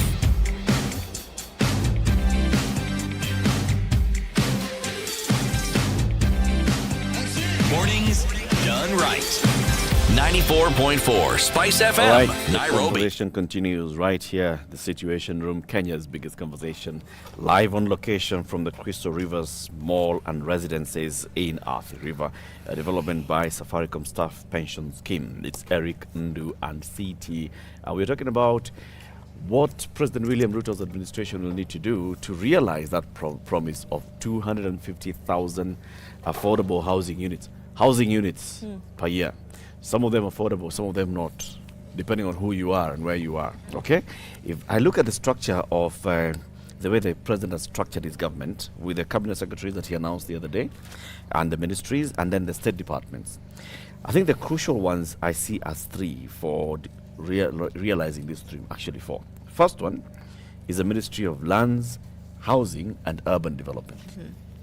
The state departments under these are three, so we'll have three PSs under this Ministry of Lands. This is the ministry under Zachary? Mr. Zachary, the man from Nakuru County. Oh, it could be our Zachary.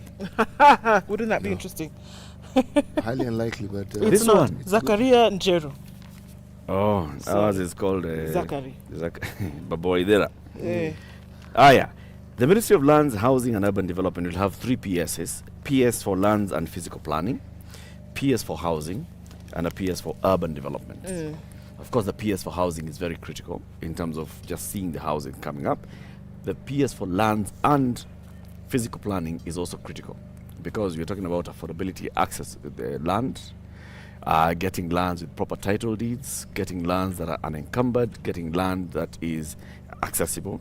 Physical planning, knowing that this is the area that we are going to decide we want to have a housing estate in this area and what we do about it. Urban development, of course, follows. The second ministry that I see playing a big role here is obviously the Ministry of Finance, the National Treasury. And then the other one is the Kipchumba Murkomen Ministry of Roads, Transport and Public Works. I think the State Department for Public Works could also play a big role here in ensuring that this happens. The State Department for Roads will play a big role in building the excess infrastructure that leads here. The other one is the Chelogui Ministry of Cooperatives and MSMEs. From the cooperatives aspect. CT, you're smiling. You get where I'm going. I get where you're going. I really get where you're going. The State Department for Cooperatives will play a big role. Huge role. How, City? You see, if you look at very many cooperative societies, SACCOs as we call them, that we have in this country, they all, well, at least many of them have a housing component where they try to do the very same thing that this SACCO has done here. Call it pension scheme, call it SACCO. Buying land, making it possible for your members to actually to be able to buy, not just buy land so that you can build a house. Now, I smile because if you look at the contribution that people make to their SACCOs, it has made many things possible for very many people who ordinarily wouldn't be. For instance, the thing that hits you in the face right off with many SACCOs is the plans they have for emergencies, the plans they have for fees at the beginning of the year. And the interest rates that SACCOs also charge are reasonable. Now, if you look at SMEs, MSMEs, and you look at how it is, what we call the Juakali sector plays right into it, and if you look at the association that puts all these Juakalis together, and how powerful it is, because our economy is supported almost should we say the majority of people who are businessmen in our economy almost entirely by MSMEs. Exactly. Because even Safaricom is actually supported. It is powered by the very same. Now, if these people are actually empowered, empowered here means everything that we had said before regarding government participation is put in place. Then this low percentage that we have in this country, where we talk about, for instance, owning of housing, okay? Now, Kenya, if I compare Kenya with Ghana, South Africa and Kenya, we are the lowest. The ownership of houses is as little as probably 21%. In Ghana, it's 47%. South Africa is 53%. People actually owning houses. Now, this will guarantee that people actually end up owning. Now, when somebody has an asset, they then feel that they are part and parcel of that community in that particular urban area. Right now, most people don't. That's why you find our roads are full every weekend, people going to their rural areas. Because they feel that that is where they want to invest and retire to. Yes. So, investments, and you're talking about resources that could have been channeled to ensure certain things happen here, goes elsewhere. For sure. And that's why I was saying that it's because you cannot run away from the domino effect that, this has on communities, has on societies. Think about something. For the people who own homes, I'll just look at a garbage situation. For people where you see that people own homes, do you find there's a garbage problem? No. You actually don't. There is no garbage problem. And that's just one example. Do you find that there's a coalescing of people coming together as a community to make sure that certain things work? They do. Right? If you're in a community where people are owning they're owning their homes, then they're concerned about the education in the area, they're concerned about the health in the area, they're concerned about the roads, they're concerned about the sanitation issues. So the likelihood of them to ensure that whomever is in the responsibility capacity to make sure that these things are happening, they're holding that person to account. And that's what I'm saying, because you cannot tell the treasure that lies within. And that's why I really hope that these units that we are talking about, that they come to be. that people actually do have an opportunity to own. Because the benefit from it is much more than somebody then holding onto a sectional title, for example. It is so much more that the development that comes from a particular area is untold in terms of what can happen. You can't run away from it. I really hope that they would actually do it and be extremely deliberate about it, because the merits far outweigh anything else. But look at the benefits. For instance, if you're talking about the counties which are predominantly domiciled in the rural areas. Just think of such a scheme working in the rural areas where people are, because many people, they are part of some SAC or the other. Now imagine a situation where with the government's direct intervention, people are able to do what we're seeing in town, happening in the rural areas. Yes. Don't you see, because as you say, the ripple effect of it, when people get in that sort of business and they are building, what you're doing is you are injecting capital into the economy. That's true. And people keep benefiting from it. And as it keeps growing, that's exactly what you're doing. That's true. You're growing that particular economy. I see a route for President Ruto would be on that cooperatives. Yes. Because then you're mobilizing cash and you're mobilizing people. Yes, you do. We saw cooperatives working in the 70s, like you say, and We in the did. 80s. Yes. With land buying. Yes. Land buying companies were basically cooperatives. Yes. It's people coming together, putting in That's money, what- and then they that's go and what they buy were. a piece of land. And then what do? You are then given a share based on how much you've contributed. Many times it will be equal. But there are times when you have bought, 2 shares. In Kikuyu, land, a plot is called kafuroti or is called kea. Kea is, translated to a short term for share. Share is more than one share. Right. So, because you have shares in this company, then you're given, you allocated your 2 shares, which is your 2 plots, or your 1 care, which is your 1 plot, and that is basically talking about the shares as cooperatives coming together. Mobilizing cooperatives into being able to mobilize resources, then the Ministry of Lands and Housing supports those ones into accessing land. Those guys can put up an estate and own. And sell to themselves and own, right? There is the Social Protection Ministry, Labor and Social Protection. That's where NSSF falls in. That's where all these retirement benefit schemes fall in. Also critical, because that is also just a pool of cash. NSSF, that Ruto wants to reform and revamp. Yeah.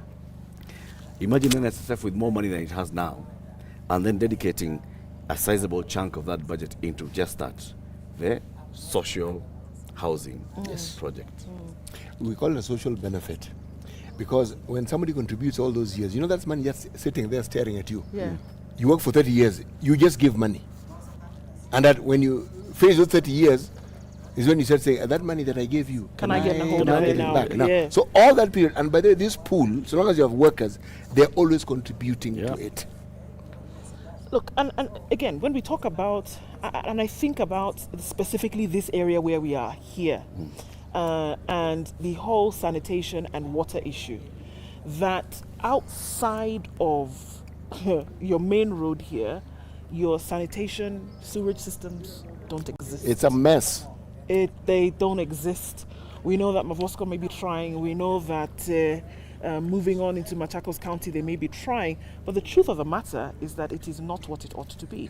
If we are having developments such as this coming up, and I'm sure that there are more and more in the area, that's also something that needs to be looked at.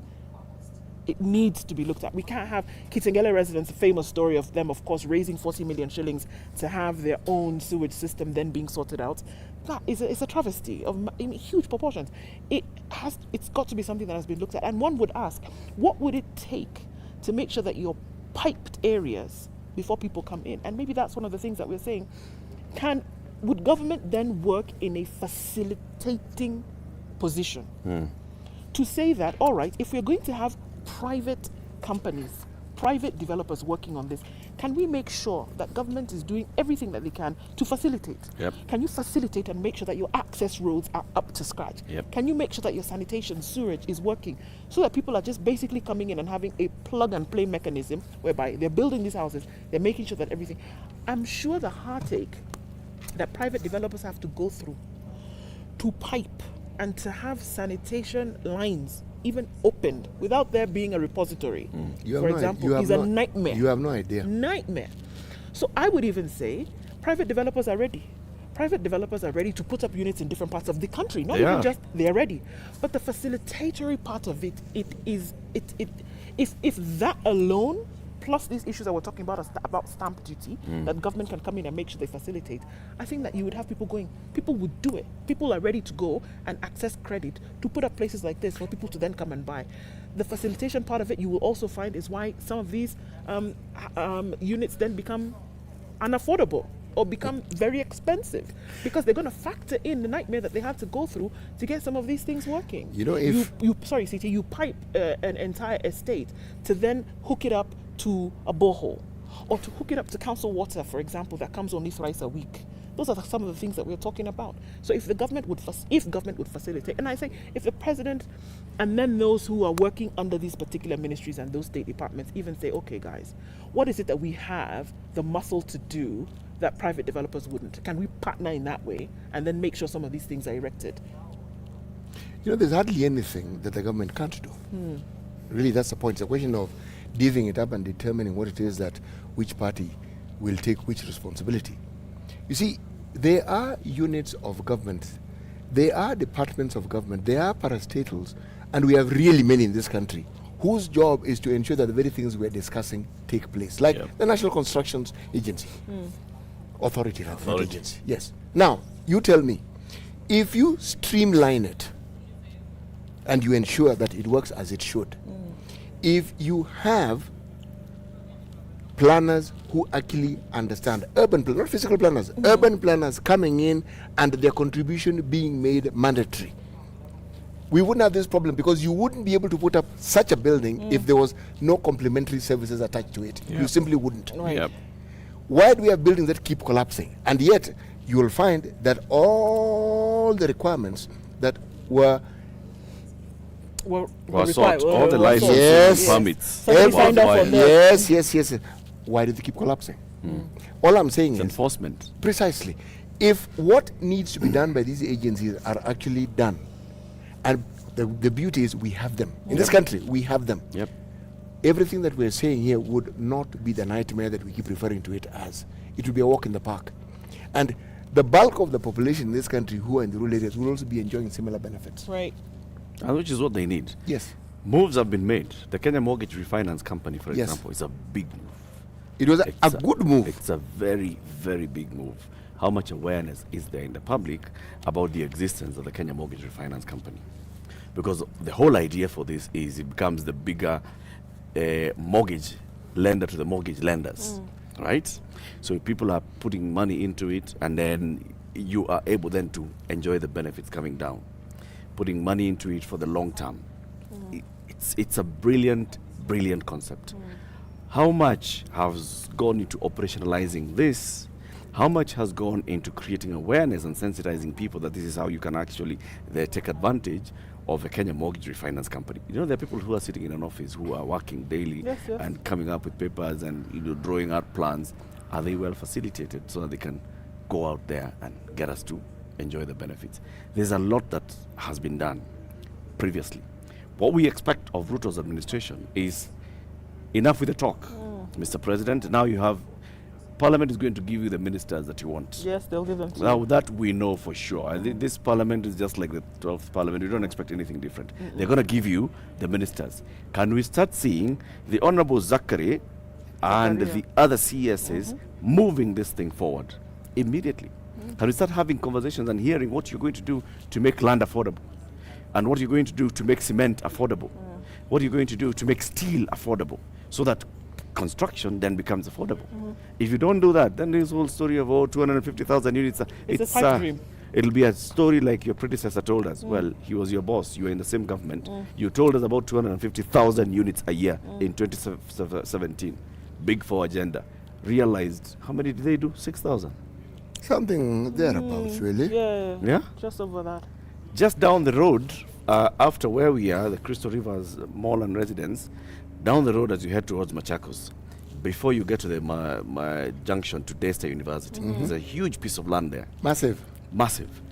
President Uhuru Kenyatta went there and unveiled the biggest affordable housing project in East Africa. Hapa, it's still nothing. It's still grass. It reminds one of Aurora and Kimorel Dam. I was The working land is with as the God UN. created it. Yeah. Yes. Down the road. So President Ruto, start with that one. There's already The something. land is there. The UN was actually part of it. UN Habitat was part of this. You know, they were talking about housing. Come on. Talk. And I think that's where we are, because look, I think it's going to forever be an implementation issue. That it's not for lack of knowing what needs to be done. It's not for lack of information. It's not for lack of knowledge. It is an implementation issue. Now, it's going to continue to be the bane of the existence of any kind of negative development. Nobody needs to say that development begets development. We know that. We know it. If we're going to move from here to here, it's a matter of talk and do. I mean, that's where we are now. Just get it done. And the truth of the matter is that every time we hear this, we are fed with stories of, well, inadequate budget, or, it's just not enough, or we need to bring in development partners. It's never enough, by the way. It's never going to be enough. It's never going to be enough, and number one. Number two, not everything is a money problem. No. Not everything is a money issue. You'll find that you need a connectivity issue here. You'll find that you have a facilitation issue here. One person needs to talk to another person. You'll find that two departments need to come together. You'll find that two ministries need to cooperate. And that is what I hear you saying. That look, come on guys, we've been here. You have a big piece of land here. You know what needs to be done. Get on it. Get on it. Otherwise, we will have another 5 years, another 10 years, another 20 years of just 5 years will go.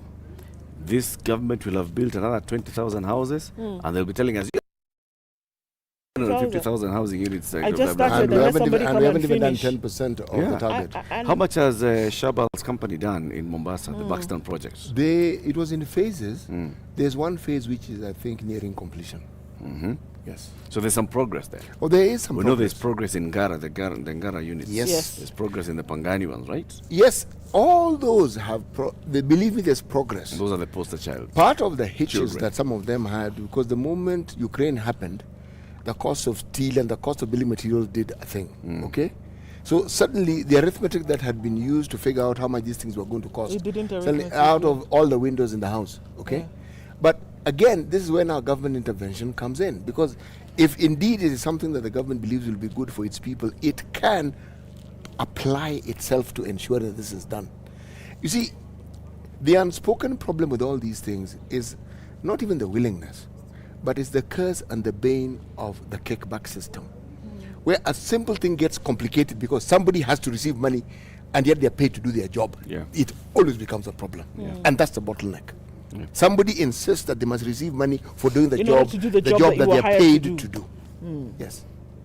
And they think, you see, it's become so commonplace, and so that we've normalized it, but it doesn't make it right. And I hope, as Deputy President Rigathi Gachagua talks about, persecution, and we'll have the DCI should stay in his office, should not go into public offices. He's actually not sending a message to these people who have been doing this in offices that you will now walk scot-free. Yes. He needs to follow that up by saying, if you are doing the right thing, you're safe. If you are not doing the right thing, then by all means, be afraid. Will be prosecuted. Because if he doesn't follow it up with that, then he's just basically giving a blanket. So when DCI comes, you ask, what are you doing here? You're supposed to be in Kiamburu. Yeah, why are you sending a junior officer to come and ask him? There's no Mutiambai. Now that there's no IG of police, who's going to write a letter? Look, this attitude of saying, okay, well, we know this one of we know how the system works. Until you uproot that attitude of we know how the system works, all of these grand plans, because this is the engine of getting these things to work. All of these grand plans of saying we will do, we will build, we will what? They'll remain grand plans. And you have the what are those things bees working? They're called colonies. The colonies are just working like this the same way. The worker bees are still doing their thing the same way. You can talk and plan as much as you want. It's not going to happen. Until that attitude is removed, we're going to have the same problem. Same problem. Where somebody sees that housing units are supposed to go up in Ngara, for example, and they're thinking, they're not thinking about that vision. They're thinking, wait a minute. How many can I take? How many can I get? Or how many I will be the one to supply the pipes. Where mnatafuta kampuni ya piping. Niko na kampuni. I mean, that's where we are. They go even further. You're putting up units like this, they're 398. Yes. Tell you, okay, Sasa, 10% ni mingi. Just give me 5%. No. That's one person. This is the problem. Along that chain, everybody will want Everybody something. will eat. As to get your approvals for this particular Yes. development, for a development like this one, someone comes and tells you, you know, to get the occupation certificate for your buyers to start living in that house. Sikuja unione. See, kuna apartment ngapi hapo? Kuna apartment ngapi? 260. Moja si mbaya. Yeah, surely. Inaweza kuwa mnauza 259. Given what I'm making possible for you. Madness. Now, until that attitude is disrupted, until that thing moves, this dream is a dream. It's a dream. It's a dream. We thank you very much for keeping it locked to Kenya's biggest conversation, the Situation Room. We've been live from Crystal River's Mall and Residences down Athi River, a development by Safaricom Staff Pension Scheme. Kenya's biggest conversation continues tomorrow from the studio. We'll be in the studio tomorrow. In the meantime, remember to watch County 49 on Showmax. Showmax.com. How much? 760 shillings, and a new episode drops today. Today is Thursday. Today's Thursday. Episode 5. It's 5ing. Kwisha. Nabo are oni on immediate. Bas. Ofu abwa ato ifo ase. Immediate episode. Hiya. Asante sana for watching. Keep it right here because we have more stuff coming up. Music for the next 1 hour. Sugar and Spice, Yolanda and DJ Absolute will not be here, but they'll be in the studio coming up from 11 to 2 p.m. And then from 2 p.m. is Quatch. Quatch is from 3 to 7. 3 to 7 is Quatch. And he'll tell you about Naivas Mashujaa back to school deal. Have a good morning. It's 10 a.m.